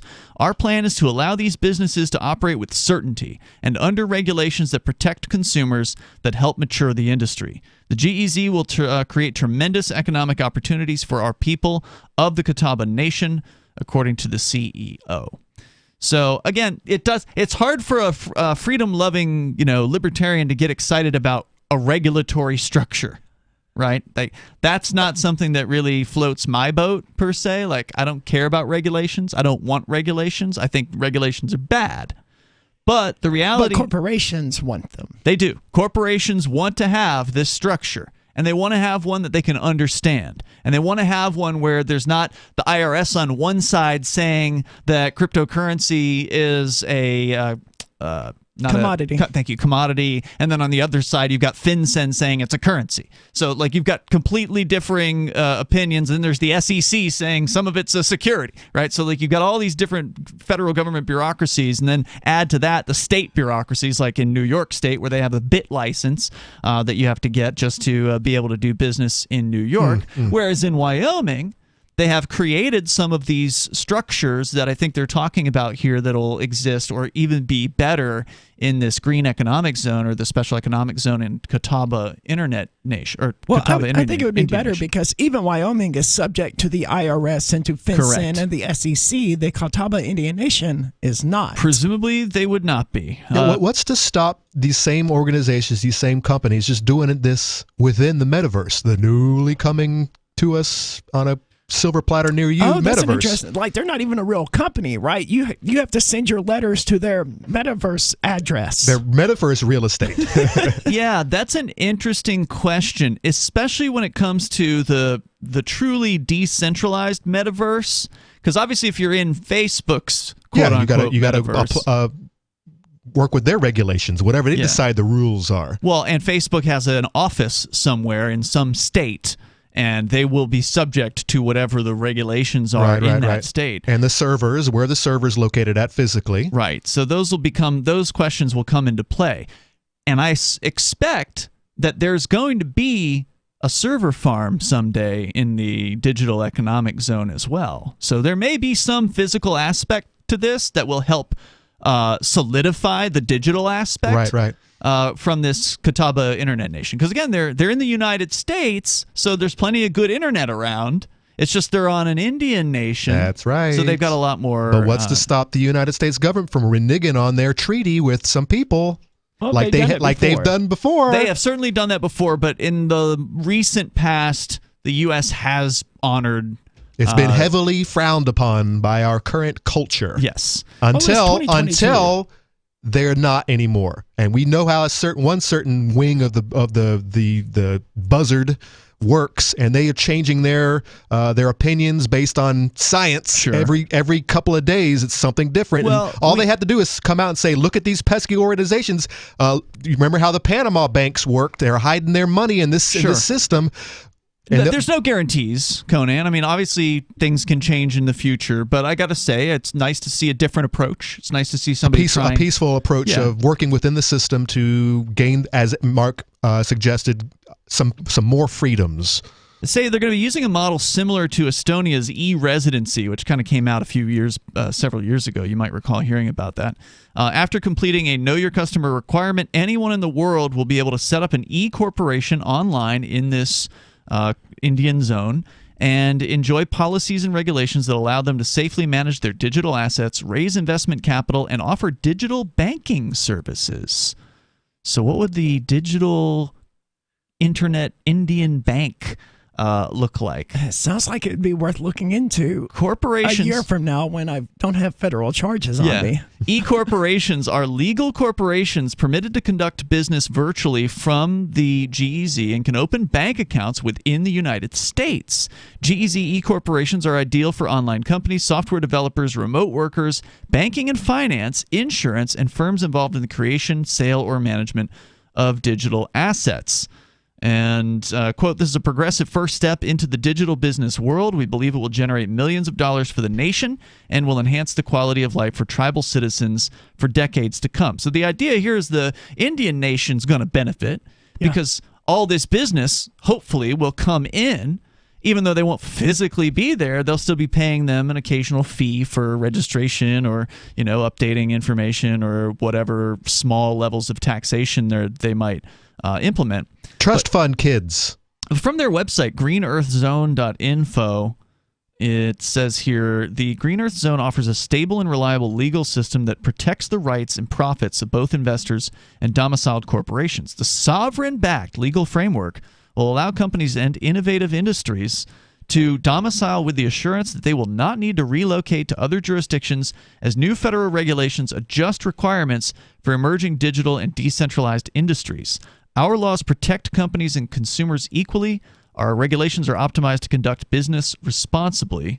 Financial incentives are available for companies that hire Catawba citizens and other Native Americans. And unlike other zone types, there are no restrictions on national trade, they say. So it's going to be interesting as this develops to find out, what the clear benefits are of this. It's in the initial phases. They got an email sign up there. You can get updates and that sort of thing from them. And eventually we'll have one of the representatives, I think, on Free Talk Live to talk about it in more detail because they're the ones who are the experts. And I'm just sort of sitting on the outside saying, okay, that's neat. I'd like to see this work out. Oh, yeah. And to answer your question, Conan, it's interesting that you brought it up about the metaverse. There was a story that I came across actually during the news break in regards to that exact question, and it is not good news. This coming out of Second Life. Now, Second Life is... It's been around. It's been around for a long time. They had something that now the metaverse is doing. Exactly what they've been doing. Yeah. Everyone's saying this is a new phenomenon. Nah, it's been around for a long time. They had it like 15 or 20 years ago at this point. It launched in 2003, so 19 years ago. The company's still around, but someone's tried to start a business in Second Life and evade taxes? Almost. What they're going to do is they're going to start charging people for buying real estate in the metaverse, in Second Life. And that is not good news for them. More coming up. Negotiation isn't just something union leaders and sports agents do. Your entire day is a series of negotiations. If you have young children, you know that. In fact, your kids can teach you a lot about negotiating with grown-ups, according to the world's greatest negotiator, Herb Cohen, author of You Can Negotiate Anything. Herb says that kids understand the process of decision-making within an organization. When one parent says no, they'll ask the other. And Cohen says children persist and persevere. And like smart negotiators of all ages, kids know that no is an opening bargaining position. With money and attention so scarce now, effective communication skills have never been more important, especially if you're a job seeker. For more tips, hit survivalspeech.com. I'm Holland Cook.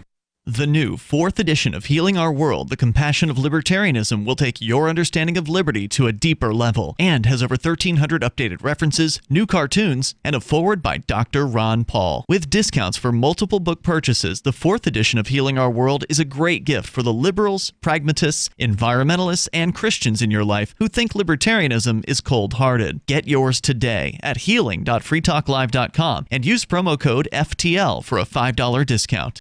Tired of cancel culture? Sick of mega tech corporations holding an axe over your head? Join the LRN.FM Matrix chat server. It's self-hosted, so no one else can tell us what to do or say. Don't like the existing channels? You can make your own. You can even connect into some of our channels from other Matrix servers. It's federated. For the full LRN.FM Matrix experience, though, you should join our server via the step-by-step instructions at chat.lrn.fm. Chat.lrn.fm. Free Talk Live. They're the mafia. They function like the mafia. They think like the mafia. They hire people who think like the mafia. The only difference is they put on a front that there's something legitimate and legal and valid about all of it. Well, there's no Don in this particular mafia. The Don is the majority of people who went out and voted and then put their new Don in place. And sometimes the Dons change and sometimes they don't. Incumbents are very difficult to unseat, and but their henchmen stay in place the whole time. It's quite a sophisticated mob operation. It is. Well, it's the have. mafia that is so successful that has so brilliantly pulled the wool over people's eyes that they've actually gotten people to give them their children so the mafia can educate them into believing that they need the mafia. Right. We have free indoctrination camps. Schools for you to send your kids to. Free Talk Live, 7 nights a week from 7 to 10 Eastern, live on the Liberty Radio Network at LRN.FM. If you want to know the latest about Free Talk Live before we go on the air, all you need to decide is how you want it delivered. It's your choice. Visit news.freetalklive.com to receive our usually weekly news updates by email. Plus, we have a Twitter account at twitter.freetalklive.com, and you can follow us on the decentralized Mastodon platform at toot.freetalklive.com. So please follow us at toot.freetalklive.com and sign up for our emails at news.freetalklive.com. Are you tired of your taxes funding endless occupations around the world? Antiwar.com is run by people who understand that wars abroad become wars at home, wars on our freedoms. Antiwar.com is dedicated to bringing you the latest in news, views, interviews, and reviews from the top movers and shakers in the anti-occupation movement. Antiwar.com has it all, from thorough foreign policy analysis to interviews with whistleblowers who used to run the military-industrial complex. Anti-war, pro-free market. That's antiwar.com. Don't miss a moment of Free Talk Live. Get our archives daily via our podcast at feeds.freetalklive.com.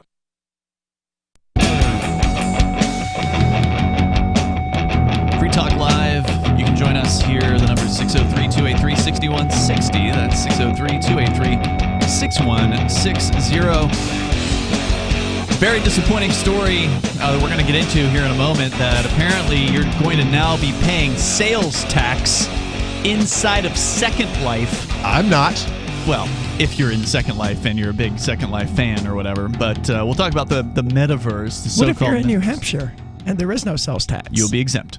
Okay. So we'll talk about that on the way here. But the number is 603-283-6160. And let's go to your phone calls and thoughts. We got Tom in New Hampshire. You're on Free Talk Live. Go ahead, Tom. Good evening. I want to mention something about Ukraine. There seems to be historical confusion out there. In the Rolling Stones song, Under Cover of the Night, there is a reference to G.I. Joe's on R&R from Kiev, Russia. Kiev is not in Russia. Now, back in the days of the Soviet Union, there were a lot of morons running around out there calling the whole Soviet Union Russia. And a lot of school teachers teaching people that the whole thing was Russia out of their own ignorance. Now, fast forward to 2012 when Neil Diamond was at a concert at the Greek Theater in Los Angeles, and he was dedicating the song about They're Coming to America. He was dedicating it to his maternal grandmother, Rose, saying that a 12-year-old girl got on a train in Kiev, Russia. He's talking about his grandmother.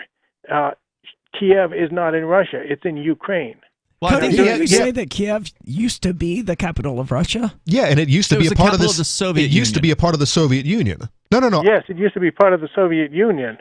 I don't know of it ever having been part of Russia, but don't know how far back you'd have to go for that. But Kiev is the capital of Ukraine, which was one of the Soviet Socialist republics, the Ukrainian Soviet Socialist Republic, and then there's the other ones. The Russian Soviet Federated Socialist Republic was the Russian Federation, called Russia, and they were among the republics that made up the Soviet Union, the Union of Soviet Socialist Republics, until that crumbled and each one became independent again. Okay, so Neil Diamond or whoever just got it wrong. Yeah, Tom, I will definitely agree with you. My whole life, I hardly ever heard it was referred to as what it is, the Soviet Union. And my teachers weren't also the problem. It was also Hollywood. I mean, I'm thinking about all of the 80s superhero flicks, the Arnolds and the Dolph Lundgrens and all of those fighting. What were they doing? They were fighting the Russians. The Russians. It was hardly ever the Soviets. Let me point something about what you were saying earlier about getting tax breaks. That reminded me of something. In 1 Samuel chapter 17, verse 25, there's a verse where the king says, "Whoever kills Goliath, I'll give you my daughter in marriage, and I'll exempt your family from taxation." This is how long tax breaks have been used as an incentive, and it's also how long women have been merchandised. That story had a happy ending because David wound up, after he killed I think Goliath, most stories about sex slaves had happy endings. Well, I say he got a happy ending because he wound up with the daughter who had a crush on him. So, okay, that's a happy marriage. Okay, at least that one's okay. But getting tax breaks as an incentive to do something has been going on for that long. Thanks, Tom, for the call tonight. Let's go to Sarah in New Mexico. Sarah, you're on Free Talk Live. Go ahead. Yes. So a couple of days ago on the news, there was a woman who shot her pimp in the head. So I don't know exactly what state and how old she was and exactly where it happened. But the interesting thing about it is that they want to have a new law that excuses women for murdering their pimps, their human traffickers, as homicide.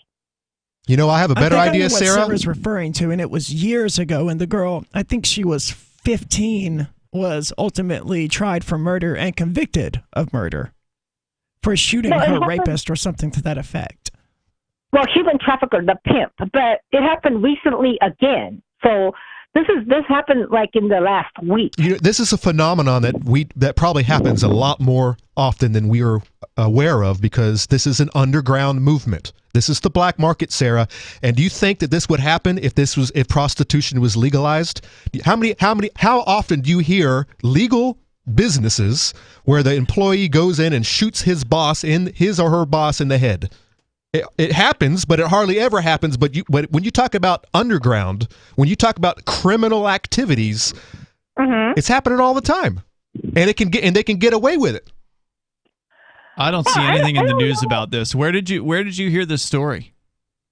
It was all like on the radio on top of the hour. So this happened in the last week. I'm trying to figure out. But I remember that 15-year-old girl a couple of years ago shooting the pimp in the head also. But what I wanted to say is that these women, like you said, these women want to be prostitutes. No, they're being forced to. They're being threatened with I didn't say life. all women want to be prostitutes. There are some who are being threatened, and there are some who are being forced. But the vast majority of the industry, if you actually talk to them, is completely voluntary. They're in it because they know they can make a lot of money. Sarah, how many porn stars do you think are forced to do that line of work? What percentage of porn stars would you say are forced to do that? Good question. Because I'm going to say hardly any of them. They're all doing it. They're all doing it voluntarily. You asked her a question. Okay, here's the thing, is that the ones that you see on TV and the radio that come out and say, I want to do this, I enjoy doing this, are the ones that's not being threatened. These girls cannot even escape. You didn't answer Conan's question. What's the question? Of course. The thing is that none of them... You can't listen if you keep talking. Sarah, porn is legal, is a legal industry. And a lot of people are involved in it, especially in this country. Yep. It's all legal. It's all legit. How many of those porn stars, men and women, by the way, are forced to do that line of work? Well, I guess most of them are not being forced. I guess so. So I guess they're not being forced, you know? And how many prostitutes are being forced? Well, I guess quite a bit. Why? And then Why do you guess that? Well, even if let's assume she's right. Why is that, Sarah? What is the difference between the sex workers, the prostitutes being forced, and the porn stars not being forced? What is the key difference between those two professions? I really do not know. One is legal, one is not. Yeah, we're just going to clear this up for you here. It is because of prohibition, Sarah, that the prostitution business is more dangerous. It is because it is illegal to be a prostitute that these women turn to pimps for protection.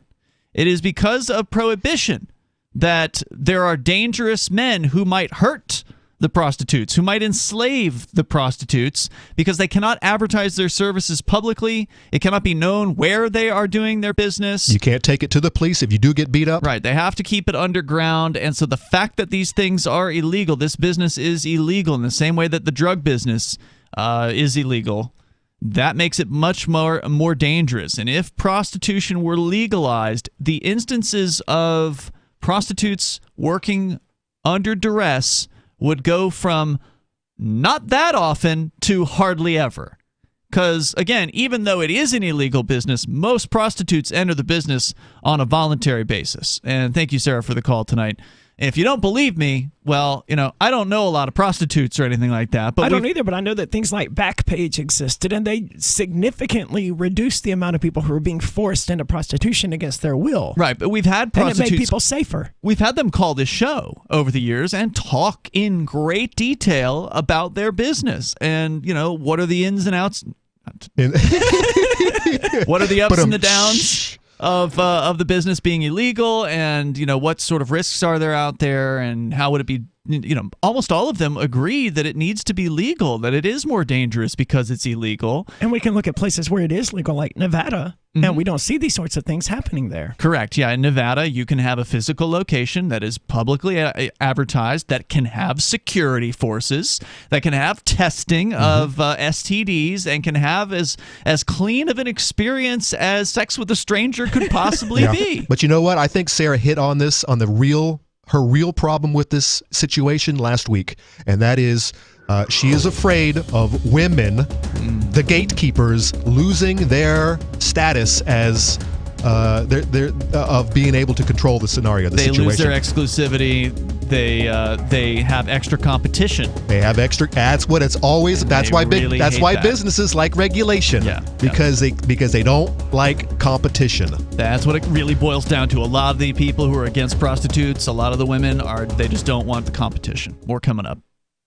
There are lots of ways to listen to Free Talk Live. Our podcast has been around since podcasts began, and now the FTL feed is loaded with content besides our full show archives. Did you know that we make it easy for you to customize your podcast subscriptions? We have different feeds, one that includes only our full shows, one with just the Daily Digest, and our main feed that includes everything. You decide what you listen to. It's quick and easy to customize your feeds at feeds.freetalklive.com. That's feeds.freetalklive.com. Do you feel like your nation, state, or community no longer holds your values? Have you dreamt of a place where people agree that liberty is important and are free to pursue their projects so long as they respect the property of others? There are many people just like you that are discovering freeprivatecities.com. Their social media links are at the upper right of the page at freeprivatecities.com. All skill levels will be needed when the first of the Free Private Cities opens. It's sooner than you think. Stop arguing and build. freeprivatecities.com. Is oral health important to you? If you don't like your own teeth, fresh breath, or kissing people, then by all means stop listening. Several years ago, I met Jessica Armand, founder and CEO of My Magic Mud, and I became passionate about the product that she created and never want to live without it. It's clinically proven to whiten teeth, but I find it does much more. They want you to love My Magic Mud as much as I do, so they're giving you a money-back guarantee plus 20% off. Go to mymagicmud.com and use coupon code FTL20 at checkout. mymagicmud.com, FTL20. What if you want to hear the latest episode of Free Talk Live, but all you have is your phone, you forgot to download our archive, and you have no data connection? You can call our Listen line at 641-793-0191. That's a long-distance number, so you may incur charges. If not, listen as long as you want. 641-793-0191. The Free Talk Live Listen line, 641-793-0191. You're listening to the live edition of Free Talk Live. Hour number 3 is next after the news here on the Liberty Radio Network at LRN.FM. From Feature Story News in Washington, I'm Simon Marks. The fate of the Ukrainian capital Kiev hangs in the balance after the Russians warned they are about to launch a ferocious military onslaught on the city. But US officials said they believe Russia's army is running out of fuel, food, and even motivation for the fight. The Russians did attack the main TV tower in Kiev today, a Ukrainian landmark. At least 5 people were killed in that assault, and it took Ukrainian television off air.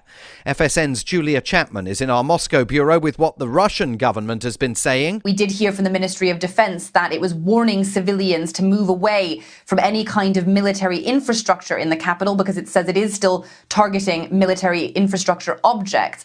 But as for the convoy that is moving towards the capital, it has appeared to make slow progress. We first heard about it in the early hours of this morning in Ukraine time, and it doesn't seem clear yet what the intention is, but this is a long convoy of Russian tanks, of Russian fuel trucks, undoubtedly a significant number of Russian troops as well. Watching the situation in Kiev anxiously, FSN's Peter Dickinson, who is now in western Ukraine. There have been air raids throughout the day in Kiev, and we expect another very traumatic evening for people in Kiev, which most will be spending in makeshift bomb shelters or in the city's extensive metro system, which is serving as a refuge for people looking to escape the Russian bombing. At the European Parliament today, President Volodymyr Zelensky won a standing ovation as he appeared on video link from his Kiev bunker, and he reduced the Parliament's simultaneous Ukrainian translator to tears.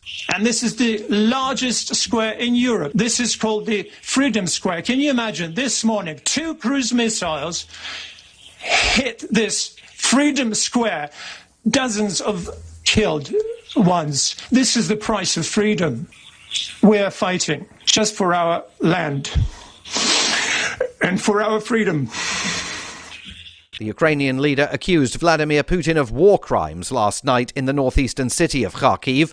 On that subject, White House Press Secretary Jen Psaki. We are certainly engaged closely with our partners around the world. The president is, our national security team is, and we will be closely watching and assessing exactly that question. We're seeing barbaric tactics start to be used. That is horrifying, that is troubling, and we will certainly be looking closely at it. All eyes in the U.S. tonight will be on President Biden's State of the Union address, a possible split-screen moment on television if bombs are simultaneously raining down on Ukraine.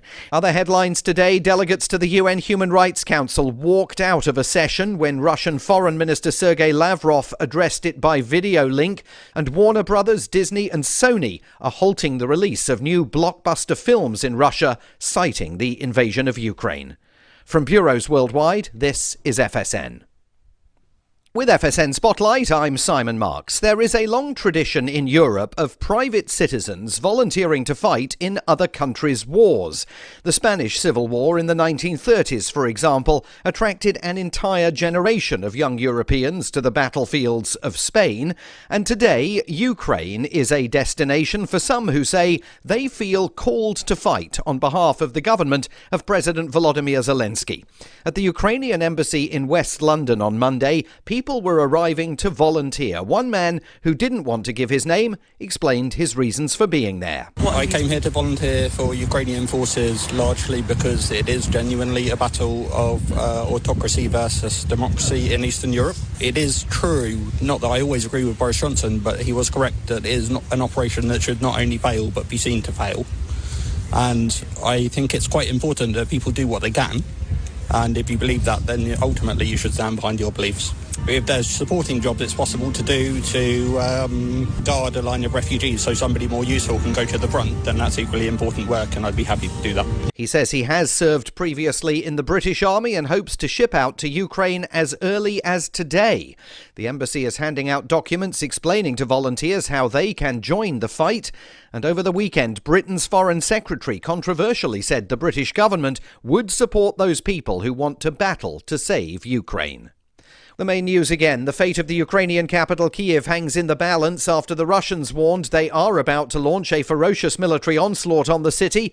But US officials said they believe Russia's army is running out of fuel, food and motivation. And President Biden makes his State of the Union address tonight, the Ukraine crisis serving as its dramatic backdrop. There's more from us on Twitter at Feature Story. And that is the latest Feature Story news. Simon Marks reporting. Big tech news this week as Microsoft has unveiled its new generation Xbox One. Designers say the console's revolutionary new voice command feature makes it easier than ever for the Xbox to control its users. According to Microsoft spokesman Don Matrick, quote, "The Xbox One is programmed with a host of simple voice commands that you will respond to instantly. In addition to phrases like jump, shoot, and insert game disc, users will also understand more complicated instructions like download Call of Duty Update or come into the room and turn on Xbox." The Xbox One tells us what games to play, what music to listen to, what shows to watch. Watch TV. And with that simple command, I'm watching live TV. The new Xbox's high-tech sensors can also detect your expression and tell when you're looking away from the television. Andy, look back at the TV. Microsoft says the new Xbox can also command you using your smartphone or tablet. TechBuzz is raving, quote, "It's the immersive obedience experience we've been waiting for." This is the Onion News Network.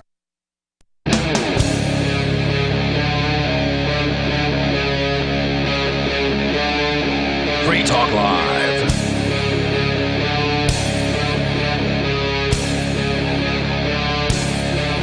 Today's 606 Free Talk Live. Phones are open. You can join the show. We're kicking off the third hour of the program. The number is 603-283-6160. That's 603-283-6160. You can bring up anything that's on your mind. With you tonight, it's Ian, Aria, and Conan.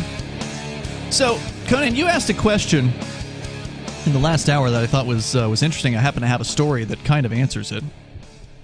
And it was in regards to, like, can the government tax the metaverse? And they're gonna try. They're gonna try. In fact, if the metaverse, quote unquote, because let's define this concept before we go on. Aria, how would you define the metaverse? A virtual reality world that is boring and lame. It's boring at the moment, and no one has legs in it. I'm looking at you, Facebook. They do in Decentraland, though. It's digital. It's digital real estate. It's a digital. It's a digital world. Yeah, but that crap has existed since World of Warcraft and since Second Life. Right. But it's being repackaged now by major companies. Linden Labs behind Second Life. They're not a major corporation. I mean, they're a successful corporation. They're still in business, and they seem to do a lot of money runs through Second Life. So kudos to them for making that work for as long as it has. But they're no Meta or Facebook. They're no Microsoft. And now this is going to kill Meta, though, or Facebook. You think it's going to kill them? Yeah, this isn't going to be successful. This is going to go down as one of the worst financial decisions any company ever made. They got money to throw around, though. I mean, if they throw a few $1 billion into this thing and they lose it, then if whatever. they might fail. But they're already bleeding users. That's true. But there is going to be some organization that goes to town with this, and it might be the Walmarts of the world. It might be. Yeah, but we talked about this. We're still at least like a decade out from this technology being even remotely feasible. I think it's right around the corner, and my prediction. When we last talked about this, I do believe it's going to be the gamers who bring this to fruition. It's going to be some kind of a Steam hub where all your games are linked, and you can go into a lobby and you can hang out with all your buddies. But the technology's not there. I don't. Well, I don't own an Oculus. I don't own an Oculus yet. But how many more years until I get one myself? What's holding you back? Motion sickness. You've tried it? The technology. You've tried it? And an actual legit Oculus? No. Okay, so you don't know if you would have motion sickness. I know that the little crappy generic ones, I get it really bad. When you say generic ones, you mean like the Google Cardboard where you put your phone into a thing? Exactly. I think the argument there would be that there might be a slight delay as far as, like the head tracking. When you turn, there may be a little bit of a delay, and that may be causing it. But that said, there are people who, no matter how good the tech is, they're going to have motion sickness. Another one of my issues is not being in control. I figured this out for the longest time. I can't do roller coasters. I can't do any of that adventurous stuff. You can't stop the ride and get off. Getting on a plane and feeling that plane take off, I get really anxious. Wow. and my heart's beating, and but I found out that if I'm sitting in the cockpit, you're fine, and I could see what's going on.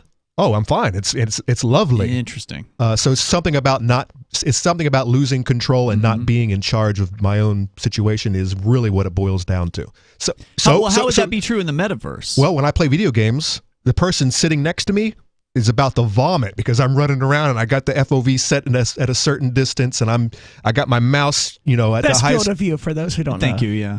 It just means how much of the scenery he's seeing on his screen a at flat once. screen. And I'm moving like a son of a bitch, and people next to me are like, "What in the vomit?" Really? Oh yeah, it's crazy. But I'm perfectly okay with it because I'm in control, and I know how I'm moving. I get what you're saying, but how does the lack of control factor into a virtual reality environment for you? It depends on how much of that virtual reality is being given to me, whereas like watching a movie, I mean, when we game, Aria, we are in control, and that's why it's so much different than just sitting on a couch vegging out for 2 hours watching a movie, whereas we could be actually kind of in control of our situation. You're in the middle of playing Fallout 4.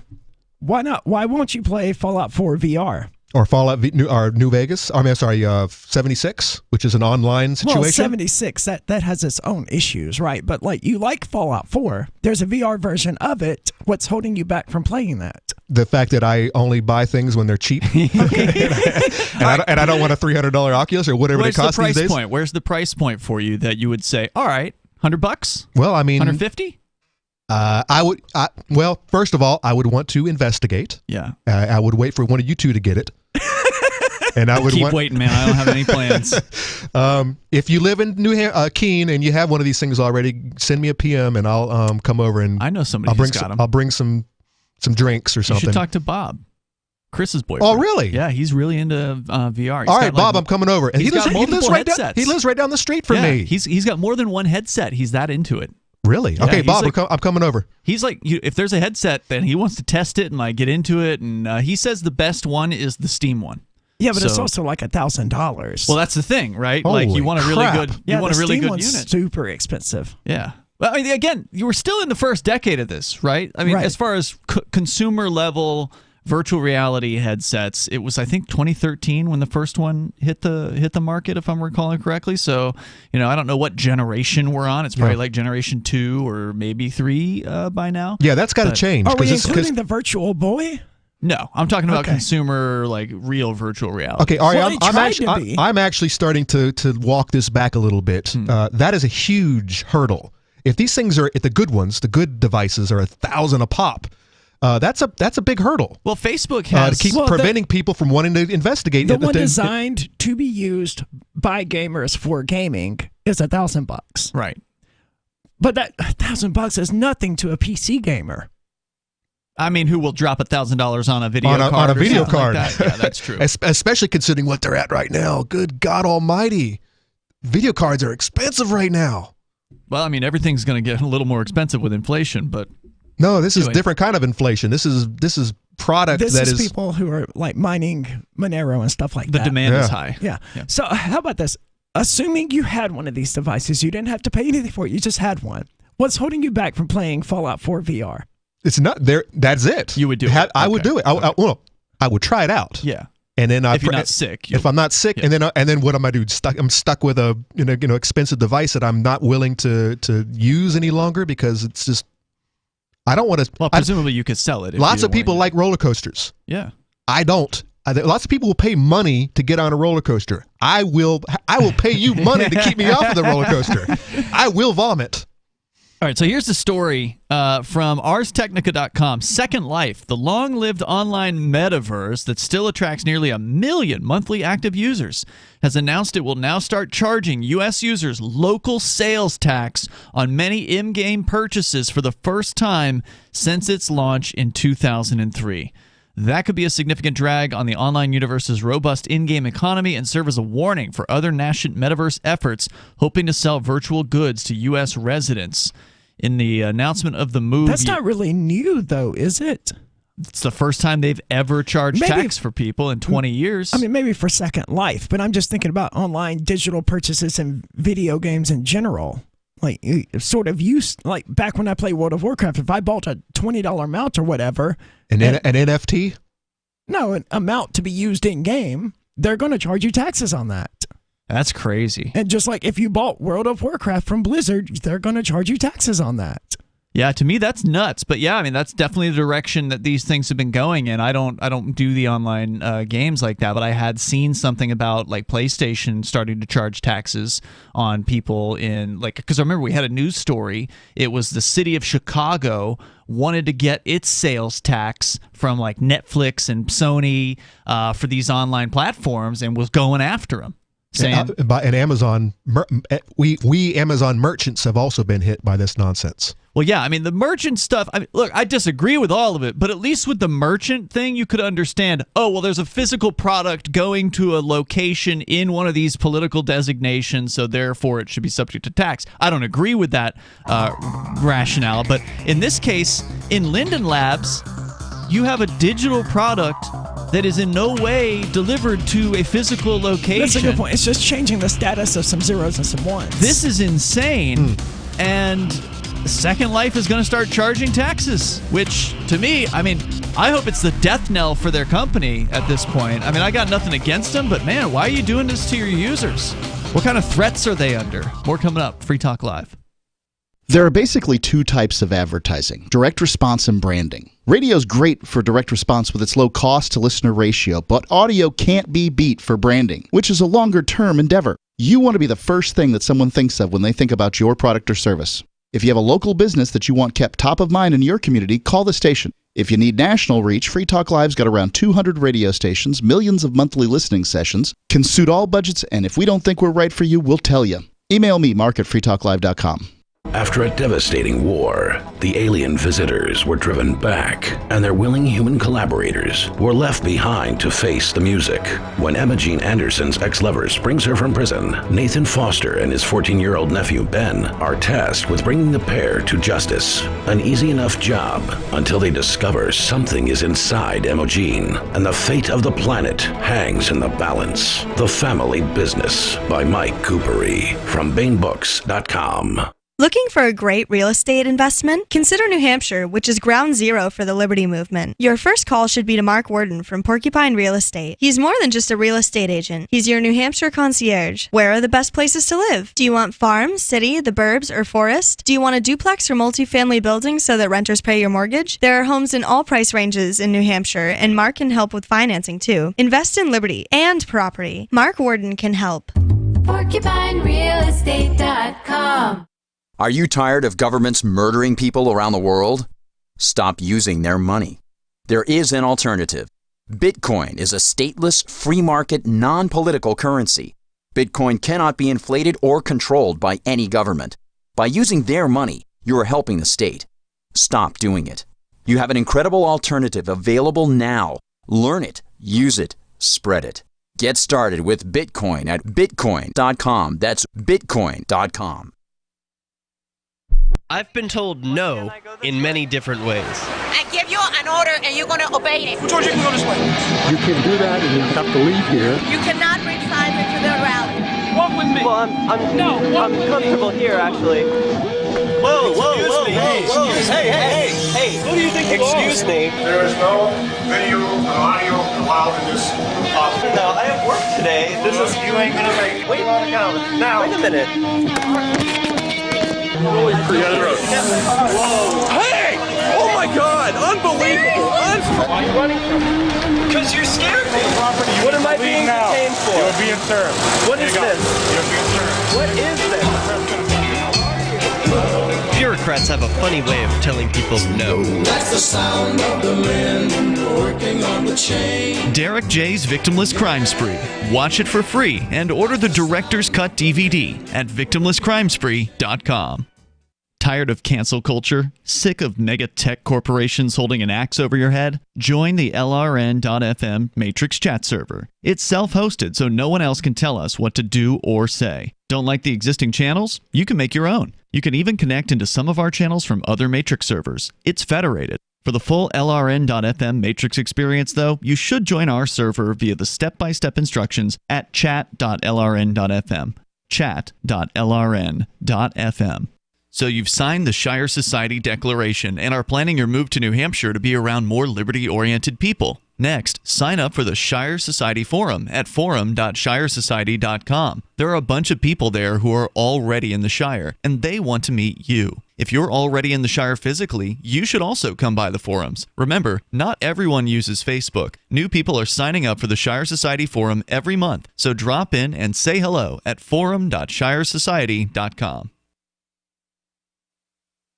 We're still not sure why you'd want to watch, but our video feed is streaming nightly for free at cam.freetalklive.com.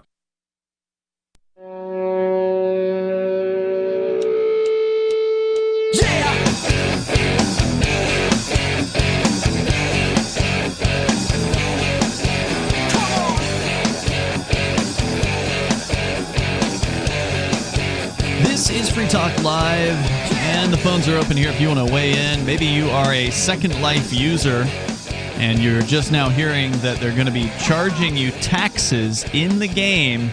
No, this isn't Linden Labs, the company that runs Second Life, just getting extra money out of you for their own benefit.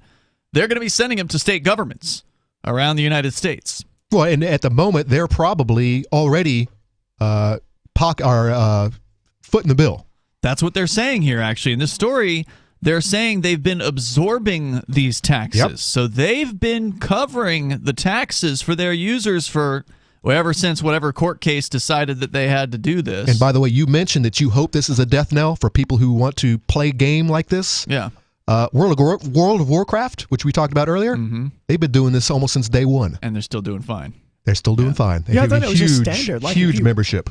If you're on Xbox and you buy some Microsoft points or whatever, you're just going to pay taxes on that. According to unless you live in New Hampshire. And not, I can't find a list of which states World of Warcraft is charging. Oh, they have the list here. I don't think it's all of them. I think it's whatever states that don't have sales tax. So that's Delaware, Montana, New Hampshire, and Oregon are the 4 states that do not have sales tax. So if you live any other state, I thought Alaska was on there too, right? I don't know. Maybe they got this wrong. I don't know. This is what it says here in the story. So I know it's not many. Come move to New Hampshire, folks. Well, no, please only move here if you're libertarian. Oh yeah. Well, if you want more, else. well, not necessarily. If you want more freedom, if you want to remove the yoke from around your neck. Yeah, but some people want more freedom for themselves, but they don't want more freedom for other people. If you're a person who doesn't feel comfortable telling other people how to live their lives, then I'm okay with that. Yeah. So they're saying they're going to not absorb these taxes anymore, and starting March 31st, Second Life users will be billed for local taxes on recurring billings such as subscriptions and land fees. Linden Labs will continue to absorb taxes on one-time purchases like a name change or a purchase of their in-game currency, but those costs will eventually be passed on to users, quote, at some point in the future, unquote. They're already passed on to users, right? Like, I saw in the news the other day, World of Warcraft recently released a group character transfer where for $80 you can transfer 8 of your characters to another server. It's like, dude, it doesn't cost them nearly $80 to do that. It might cost them $3 to do that. Right. And but now we've been absorbing these taxes, but now we're gonna pay. We're not gonna absorb those losses anymore. It's like, okay, so it's eating into 1% of your 97% profit. Deal with it, man. And that's the same thing here. How much does it cost them to actually sell some of their digital currency? Nothing. It's a completely automated process. That's true. I guess they're tired of paying the taxes, though. They want to charge extra for it. Yeah. And I'm saying, like, the difference here between what you're talking about with World of Warcraft is World of Warcraft launched where you could see the taxes, right? Linden Labs has been it's in your bill. it. It's in your bill. Yeah, they've been absorbing it, and so you don't see them, and now they're going to start showing them to you, and that's going to have a psychological effect on people. I mean, maybe you're right. Maybe these million users per month that they have are so addicted they're just going to diehards. Keep at it. It is not going to dissuade diehards. I can't imagine. Yeah, they still have 1 million players. That's what they say here. Jesus, yeah. Those guys aren't going anywhere. I think people still play EverQuest. But that said, the first one. I'm interested to see how this affects the decentralized, the more truly like decentralized metaverse, newly created systems like Decentraland and Sandbox. These are the 2 that I'm aware of. There may be more, but these are like in the top 100 cryptocurrencies right now, and they have actual worlds. At least I've seen the Decentraland one, so I presume Sandbox has one too. They have actual worlds where people are already selling real estate for cryptocurrency in these, digital real estate. And presumably, these are what do they call decentralized autonomous organizations, and so therefore there is not a physical address that the government can go to and raid their location and steal their bank accounts. They don't have that. So it's going to be interesting to see if these guys say, yeah, screw taxes, we're not going to start charging them over here in Decentraland. And that's when the server farms come into play. Where are the server farms set up? That's a good question. Are they at this? What was the Native American tribe that's setting? Catawba. Are they at Catawba? Well, they're decentralized. Or are they in Switzerland? Or are they some island but somewhere? the server's sitting somewhere. Well, there are multiple servers. Well, and they're all sitting mirroring somewhere. the same data. How do you know which one of those servers you need to subpoena? That's a good question. Ooh, that's a good way to Let's look go at to it. your phone calls, though. We got Dodger on the line in Michigan. You're on Free Talk Live. What's on your mind, Dodger? Hi. I actually have a question for Aria, and hopefully I don't screw this up. Last time I was on the line, I somehow managed to get dumped twice. So anyway, I understand, Aria, that you're going to NotFest. Am I correct? To what? NotFest. NotFest or NotFest? NotFest. KNOT. Slip that. I am not. Ah, okay. I am going to Inc. Incarceration, I think is the name of it, in Ohio. That sounds like fun. It actually is. And I have tickets to see Slipknot at some point in the next few months, but I'm trying to dump those tickets because it turns out in this moment in Ginger stopped touring with Slipknot in early May, and I don't care to see Cypress Hill again. That was my question. Apparently I'm not up with the news. I'm just a busy person. I bought tickets, and I was just wondering because it was supposed to be Slipknot in this moment in Ginger. I know based on what you've mentioned on the radio before that these are bands that interest you. And I was wondering if you knew with what's going on in Ukraine, of course, Ginger being a Ukrainian band, how that's going to affect things. Well, Ginger is touring in the United States right now, so they're not even in Ukraine. They have announced that they are safe and their family members are safe. So it's not going to interrupt their touring. All right. Well, at either rate, I'm just, I was curious. I mean, I should probably spend a little more time, but I was also excited to hear that you were coming back on the show. I missed you with your surgery and all, and I wish you the best of luck. Very good, Dodger. Was there anything else you wanted to share tonight? No, other than the fact that I'm still an unapologetic pothead like always. All right, thanks for the call. Appreciate it. Let's go to David in New Mexico. You're on Free Talk Live. Yeah, you had Sarah call in a little earlier, which prompted your discussion. She had presented that a sex worker had shot her pimp or however, and you tied that in with how the government causes a lot of these acts of violence by getting wrongfully involved in people's lives, things that they normally have the right to do without government interference. Government comes in and puts their boot on somebody's throat, and that sets a chain of events into action, and then people end up getting killed or whatever else. And I wanted to throw onto that pile, since you're talking about it, that same relationship exists, like Tom, I forget his last name, you can say it, in New Hampshire, said. Yeah, I'm not going to Hold that thought. We're going to let you continue it here in moments. The number 603-283-6160. Phones are open. You can bring up whatever's on your mind. Coming up tonight, Conan, you had a story about movies and TV shows that are red flags. Red flag movies. We'll get into that on the way here. This is Free Talk Live. On Free Talk Live, we're bringing people to the ideas of liberty every day. From wrestling superstars like Glenn Jacobs. You guys really are having an impact, I believe. Like I said, a lot of where I am now is due to listening to Free Talk Live. You changed my mind on some very important issues years ago. To random people tuning in on the radio. I was kind of stuck in the left-right paradigm. I heard your show by chance on a Saturday night. From there, I went on, joined the Free State Project, and become an amplifier. So, I mean, that's really the reason why I amp is because I know that if it wasn't for you guys being on as many stations as you are, I never would have found the ideas of liberty. You can help more people hear the message of liberty by joining Free Talk Live's AMPS program on Patreon for as little as $5 a month. And you'll get access to special perks. Visit amps.freetalklive.com, amps.freetalklive.com. From Feature Story News in Washington, I'm Simon Marks. The fate of the Ukrainian capital Kiev hangs in the balance after the Russians warned they are about to launch a ferocious military onslaught on the city. But US officials said they believe Russia's army is running out of fuel, food, and even motivation for the fight. The Russians did attack the main TV tower in Kiev today, a Ukrainian landmark. At least 5 people were killed in that assault, and it took Ukrainian television off air. FSN's Julia Chapman is in our Moscow bureau with what the Russian government has been saying. We did hear from the Ministry of Defense that it was warning civilians to move away from any kind of military infrastructure in the capital because it says it is still targeting military infrastructure objects.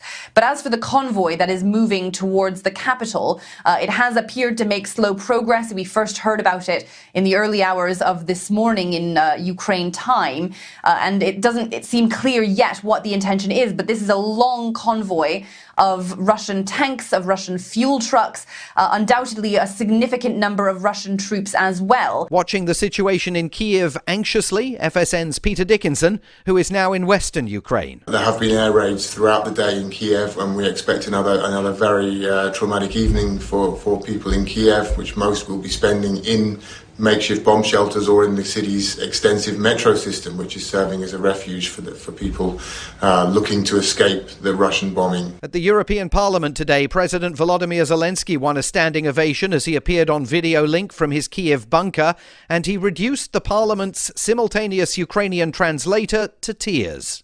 And this is the largest square in Europe. This is called the Freedom Square. Can you imagine this morning, 2 cruise missiles hit this Freedom Square, dozens of killed ones. This is the price of freedom.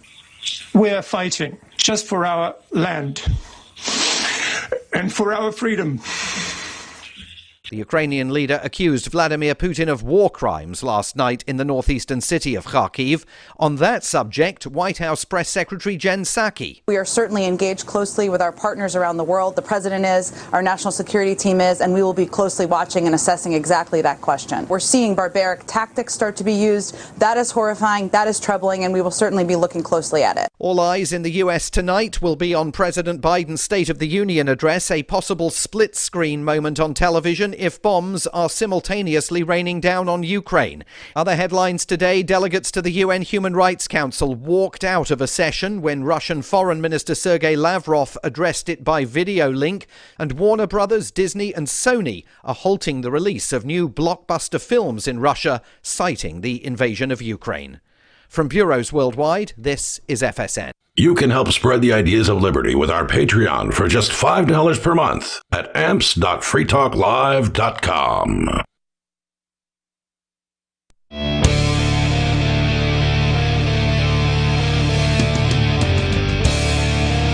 Free Talk Live, the number for you if you want to join the show, 603-283-6160. That's 603-283-6160.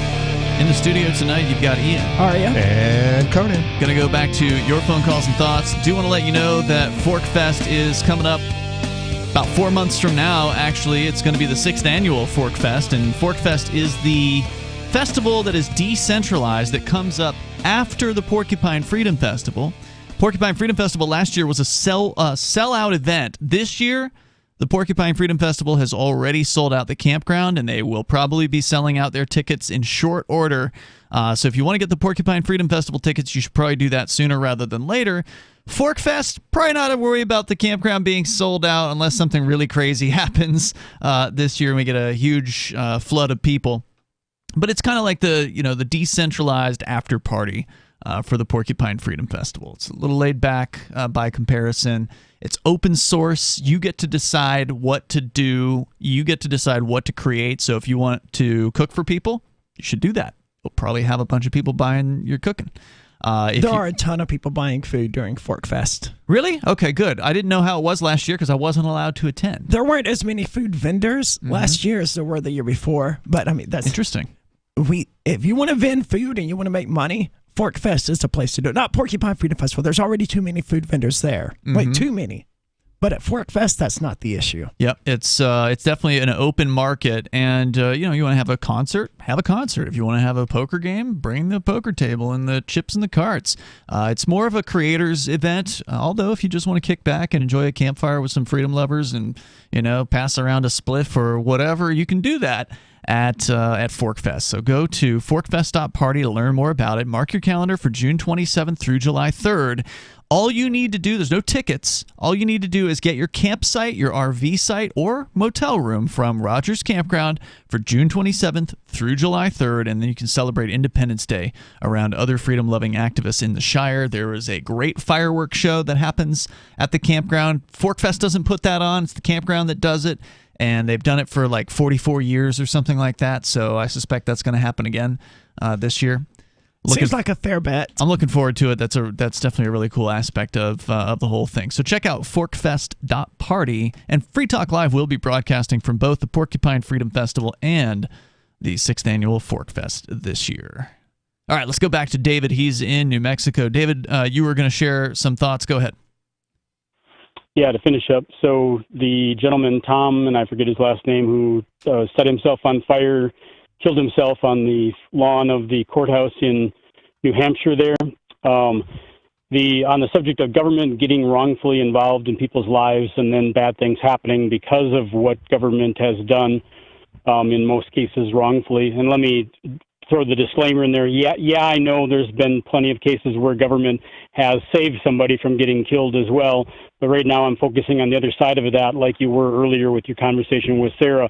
There was a shooting in Los Angeles that was in the mainstream news that's easily searchable, where apparently, and I haven't read the entire story in print yet, but one can speculate that most likely what had happened in the situation, there was a father who had taken his 3 children to church, and he had to be chaperoned to church to take his children there, and speculating he was in a divorce, and I know there was a restraining order against him. Obviously, it wasn't between him and his children. Mm-hmm. It was apparently between him and his wife, and he was only getting supervised visitation.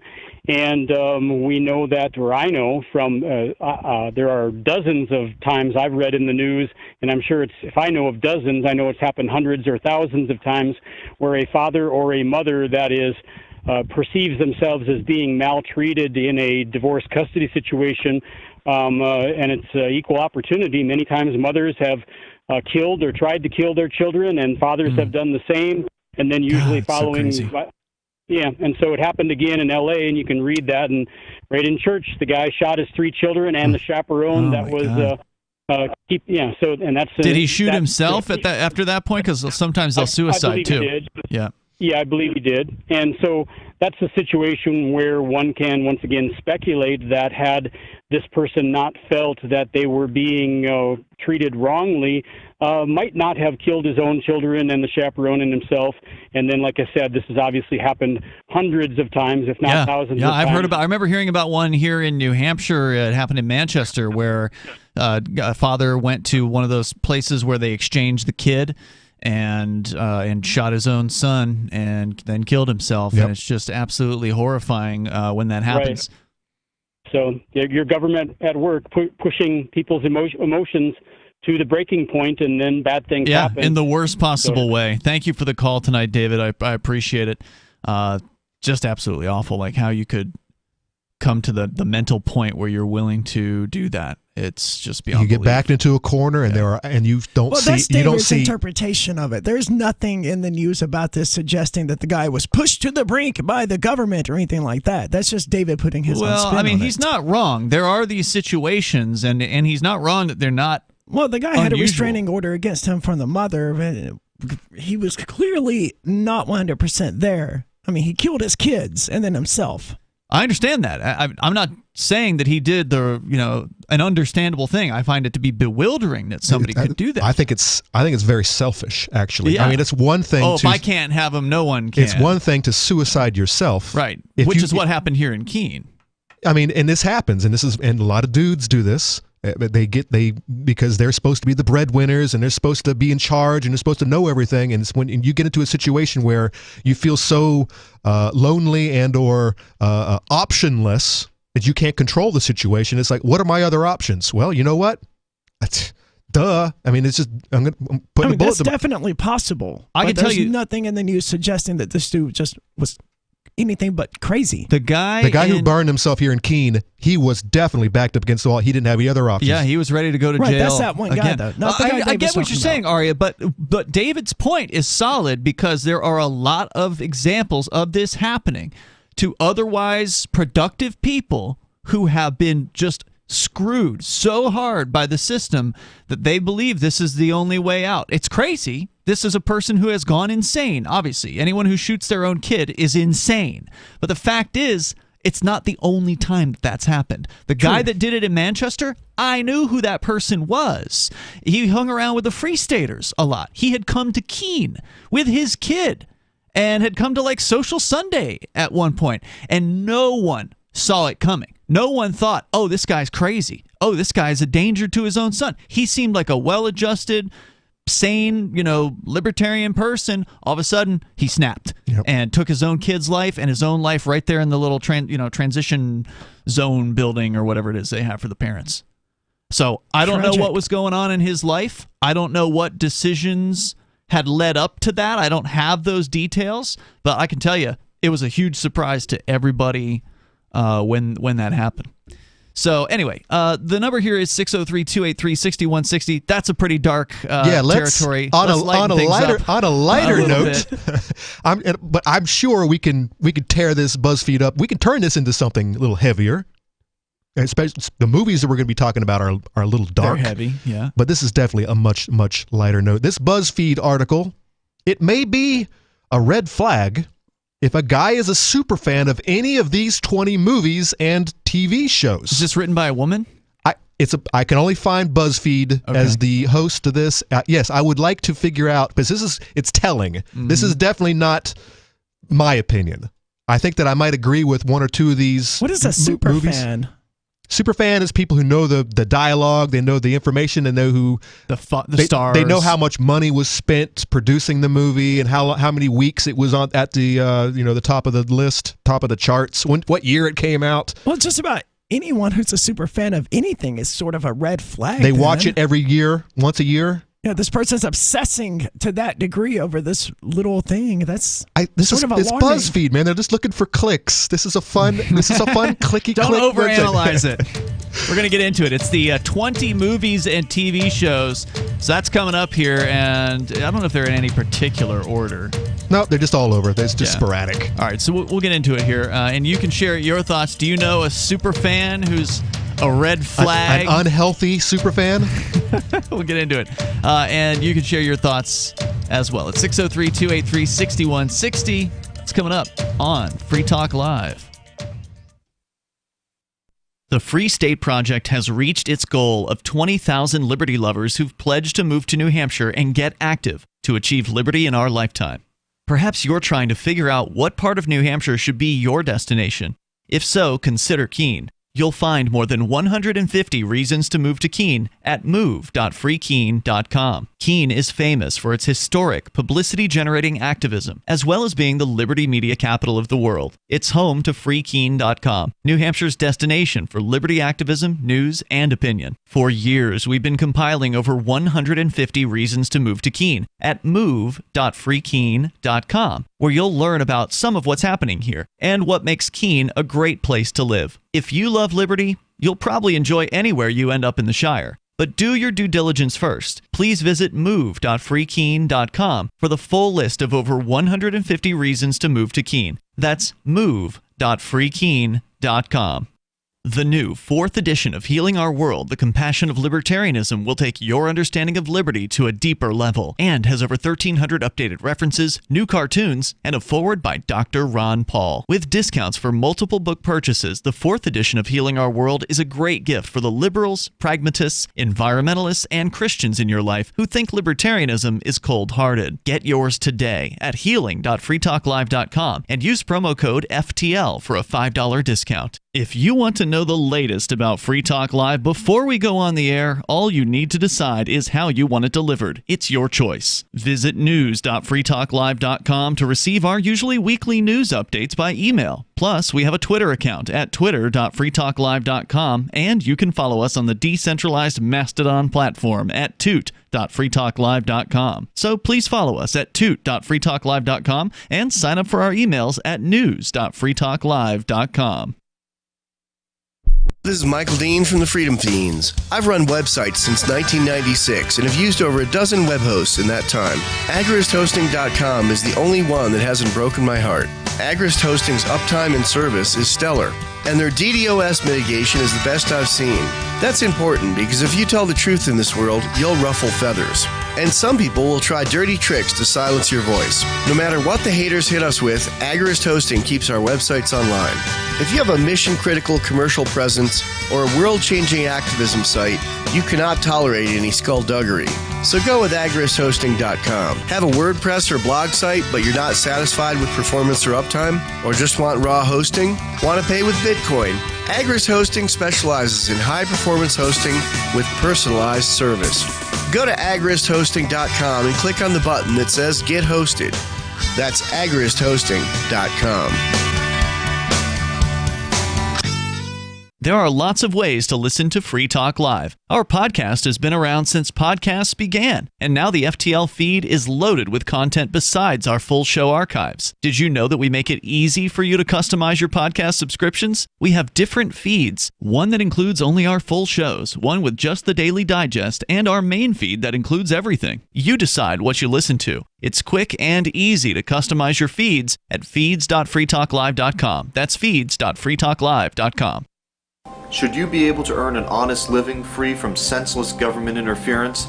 The Institute for Justice thinks so. That's why we've spent years defending hard-working men and women from pointless government regulations. Nationwide, IJ has created opportunity by reducing government power, but there is still more work to be done. Visit our website today at ij.org. Let IJ take care of the government so you can take care of your business. Yep, we still do email. Drop your email address in the entry box at freetalklive.com, and you'll be kept in the loop with Free Talk Live. It is Free Talk Live. Phones open, 603-283-6160. Ian, Aria, Conan in the studio tonight. And, of course, you can bring up whatever you want. You can join us online over at freetalklive.com. We do have a social media platform that we operate. There's no big media, big tech corporation involved. It is Mastodon-based, which means it's open source, it's federated, it's self-hosted, and you can go and post your opinions there over at social.freetalklive.com. And if RT signs up, RT is welcome to post over at social.freetalklive.com. Head on over there and check that out. We're going to get into this 20 movies and TV shows that are alleged red flags if somebody is a super fan, according to BuzzFeed. Conan, you've got that story. But first, Jack is on the line in Washington. Go ahead, Jack. I'd like to say it's nice to have Aria back. Thank you. I agree. And so I picked Sarah, but if you had to pick between David from Albuquerque, Sarah from Albuquerque, or Putin from Russia to babysit your children for 1 week, and I want answers on this. Please don't just skip it. Which one would you leave your kid with? I picked Sarah because she's a woman, I guess. This is horrible, man. Why? I asked someone earlier today a very similar question. I was like, okay, you have to listen to one of these bands every single day for the rest of your life. Is it Nickelback? Or is it, man, I can't even think of them. Maroon 5 was another one. It's just three of the worst bands you can think of. Are you at least paid to do this? Or just no, like, this is just the game. This is your hell. Yes. They're asking you, what song in hell would you want to be tortured? Let's not get distracted. No, you have to leave your kid with somebody. What is the answer to Jack's question? Do you guys want to answer the question? Well, as the Putin apologist here in the room, I'm going to say Putin. I would have said Putin as well. See, I would have said Sarah. Because at least he has money. Oh. And I don't think Putin would actually take care of my kid. He would pay one of his housekeepers to do it for me. And Putin, Sarah would be the housekeeper that he paid. Sarah doesn't work. Sarah probably has never worked in her whole life. She won't move to Russia. We've asked her why she won't go to the place she believes is communist. She won't go to Canada. She won't go to Russia. She won't probably go not to China. She won't. We need to do a PayPal for Sarah to send her to fuck. I don't know what you were going to say there, but I'm going to go ahead and drop you just in case because it was a little too close for me. But I think we did answer the question in that particular case. But why Sarah? I don't know. Because I wouldn't want my kids Putin for sure. I wouldn't want my kids indoctrinated by a commie. Yeah, I would. How often? Sarah's more communist than Putin. How often for sure. Is she going to have to babysit? Well, he did say just for a whole week. Okay, that's not that bad. Kids rebound. They bounce back. All right, let's get into the story, Conan, from BuzzFeed. Is it a red flag if a guy is a super fan? Red flag movies aren't bad movies, but they're definitely telling ones when they are being hailed as a guy's favorite. Number one on this list, Scarface. I have never finished Scarface. Scarface is a long movie. I get like 20 minutes from the end, and I'm like, all right, I'm done. I saw it once. And it is okay. a little twisted. It's I'm going to say especially that shower scene with the chainsaw. That's early, though, in the movie. Yeah, so you probably saw it. Oh, yeah, I've seen that. I had a lot of Puerto Rican buddies growing up who loved that movie. It was like their guide stone. And, of course, they were all wannabe gangsters, and that made complete... Even though he was Tony was a Cuban, and supposedly the Latins in Florida, they all hate each other. It's crazy. All right, Scarface, that's on the list. Are we going to read their ostensible reasons why this is No, because we don't have time. Flag? We don't have time to get all through 20. But, I mean, if any of you want to jump in... I feel like it's kind of obvious. If someone is just obsessed with the movie Scarface, they're probably a little twisted. Yeah, all right, here's the blurb. The guy was a maniac, and he was a drug dealer, and he I don't know, he lived an opulent, crazy life. There's nothing wrong with any of that except for the being a murderer part. Except for being a super fan of that guy. I mean, you could be... Sure, he's a drug dealer. He lives an opulent life. Who cares, right? A lot of girls want that. It's the killing people part where he goes awry. I think pretty much everything he did was pretty nasty. He was a nasty character. He was a nasty dude. No doubt. Number 2 on this list, another nasty character, American Psycho. Yeah, he's pretty nuts. He's pretty nuts. And one of my best friends, this was his favorite movie of all time. Oh, no. No, it was okay. I mean, it was interesting, but I've only seen it a couple times myself. I would never go watch it a second time. I saw it once. Yeah. That was enough. Number 3 on this list, one of my favorites. Fight Club. That's for people who don't get it, though. That's exactly exactly what this says. Most of the men who fanatically love Fight Club don't even get it. And it shows. If you walked away admiring Tyler Durden, keep walking. And I'm going to say there are 2 camps on the do you really know what's going on in the Fight Club movie. You have your feminist types and your wokies and your soylents. And then you have this manosphere, let's get back to the masculine standard, who they both see this movie as 2 different things. And it's, in my book, any movie that can divide like that. Isn't it just about a crazy person who, it's been years since I've seen it. It's about an incel who creates a split personality for himself because he can't stand the fact that he's this loser. Yeah. So he creates this hyper masculine version of himself. Right, and they bomb like the and then he ends up waking up finally, realizing what's going on, that he's been taken over by this, and he ends up literally and metaphorically shooting his alter ego. It's a very interesting movie. No, it was great. I remember liking it when I saw it, but I'm certainly not I probably haven't seen it in 20 years. The book is a little bit more twisted. I'm trying to he has a conversation with God at the end of the book. I don't recall that part. Number 4 on this list, Pulp Fiction. Never seen it. Holy crap. It's a fun That's little... a huge movie from the 90s. It's like Tarantino's breakout movie, and it was probably his last good movie. He does interesting things, but the foot fetishist Tarantino. It was weird. The best part of that movie is the dialogue. He's a good dialogue it's a really writer. Neat story, and it's really neat how the narrative is pieced together like a puzzle, where it doesn't flow linearly. What's the word? Linearly. And it's just all pieced together, and I think that makes it makes for a really good movie. Number 5, another one of my favorites, but I understand where this is coming from. V for Vendetta. Yeah, I didn't finish that movie. I've seen this article, and it was for exactly the reason. Yeah, for the exact reason they outlined. Which was what? Which is that the hero in this movie pays his suffering forward and traumatizes someone to exactly the same extent that it was done to him. Yeah, he's a predator, and definitely you've got some Stockholm syndrome going on here, where he captures and enthralls this poor girl and tortures her for like a whole year or something. And turns her into his minion to go be one of his go fight for me minions. It's kind of a twisted flick. It's an excellent movie, though. I got to say, it's definitely. It was a good movie. Well, you didn't finish it, but because I knew how it was going to end as well. I'm a fan of the author, by the way, the original author, Alan Moore, who does a lot of good work. It was obvious he was going to end up in some situation in over his head, and she was going to come to his rescue, and they were going to reunite, and they were going to be friends again. Typical cliche nonsense. And overthrow the bad guys, which in this case was the English government. Yeah, Alan Moore was really over a virus. Alan Moore was exceptionally upset about that because it was staged in America. But Hollywood didn't like that. Interesting. He didn't like that way. Number 6 on this list, The Punisher. And I don't know. There's lots of different variants. There's a show. There's a TV show right now.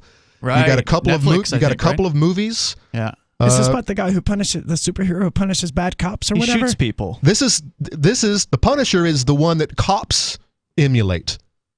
They want his. They got that skull. They got on his their, skull on their equipment, and I think one of the authors, one of the comic book authors, came out and says, "You cops need to stop this because you're dumb." Because the Punisher is he's anti-cop. Right? Well, that's another Judge Dredd is another satire. Not the movie that they made in the 80s. That was or the 90s. 90s, or whenever it was. Sylvester Stallone, I think it was. He loved it. He was like, "This is great. This brutal dictator guy, he's the best thing ever." So people just don't get it. Number 7, and I totally agree with this one. Movie. If you like this movie, you got problems. A Clockwork Orange. Dude, I love that movie. It's whack. Oh, it's wacky. It is wacky. It's wacky in a bad way. Movie. It's very disturbing. There's rape scenes and there's murder scenes and.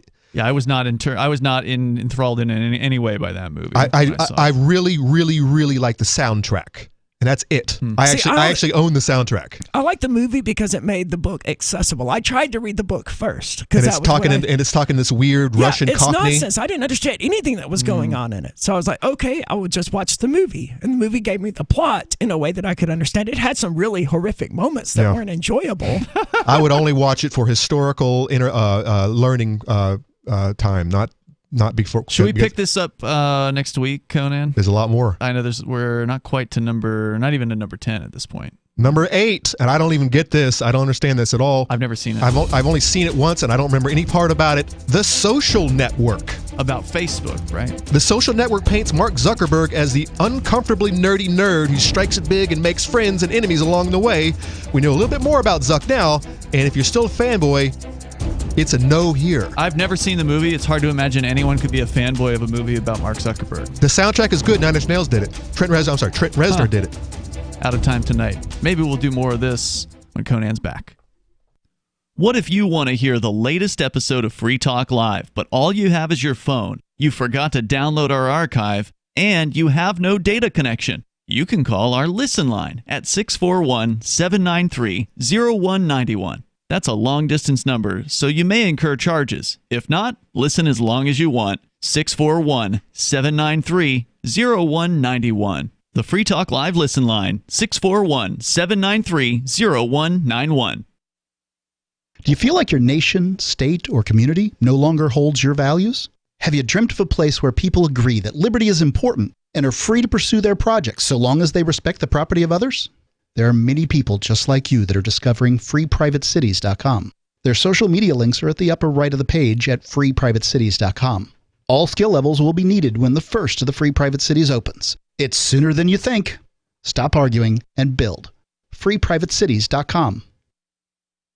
I'm a little obsessed with My Magic Mud. Several years ago, I met Jessica Armand, the founder and CEO of My Magic Mud, and I didn't even know my teeth were coffee stained. A week's worth of use convinced me, and now I use it every 3 or 4 days. It's clinically proven to whiten teeth, and I think it cleans better too. My Magic Mud's available at most local health food stores, Sprouts, Natural Grocers, CVS, Walmart's Natural Beauty Aisle, but I can get it for you for 20% off with coupon code FTL20 at mymagicmud.com. FTL20 mymagicmud.com. Tired of cancel culture? Sick of mega tech corporations holding an axe over your head? Join the LRN.FM Matrix chat server. It's self-hosted, so no one else can tell us what to do or say. Don't like the existing channels? You can make your own. You can even connect into some of our channels from other Matrix servers. It's federated. For the full LRN.FM Matrix experience, though, you should join our server via the step-by-step instructions at chat.lrn.fm.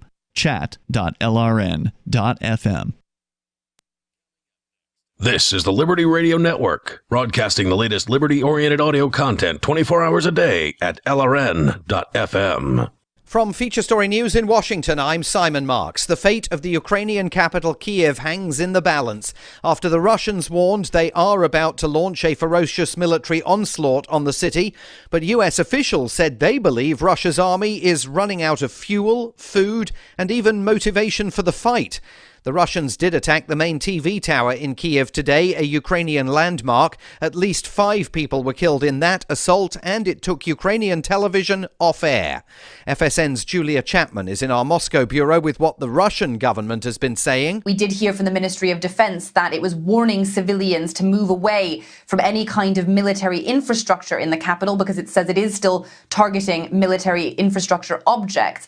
But as for the convoy that is moving towards the capital, it has appeared to make slow progress. We first heard about it in the early hours of this morning in Ukraine time, and it doesn't seem clear yet what the intention is, but this is a long convoy of Russian tanks, of Russian fuel trucks, undoubtedly a significant number of Russian troops as well. Watching the situation in Kiev anxiously, FSN's Peter Dickinson, who is now in western Ukraine. There have been air raids throughout the day in Kiev, and we expect another very traumatic evening for people in Kiev, which most will be spending in makeshift bomb shelters or in the city's extensive metro system, which is serving as a refuge for people looking to escape the Russian bombing. At the European Parliament today, President Volodymyr Zelensky won a standing ovation as he appeared on video link from his Kiev bunker, and he reduced the Parliament's simultaneous Ukrainian translator to tears. And this is the largest square in Europe. This is called the Freedom Square. Can you imagine this morning 2 cruise missiles hit this Freedom Square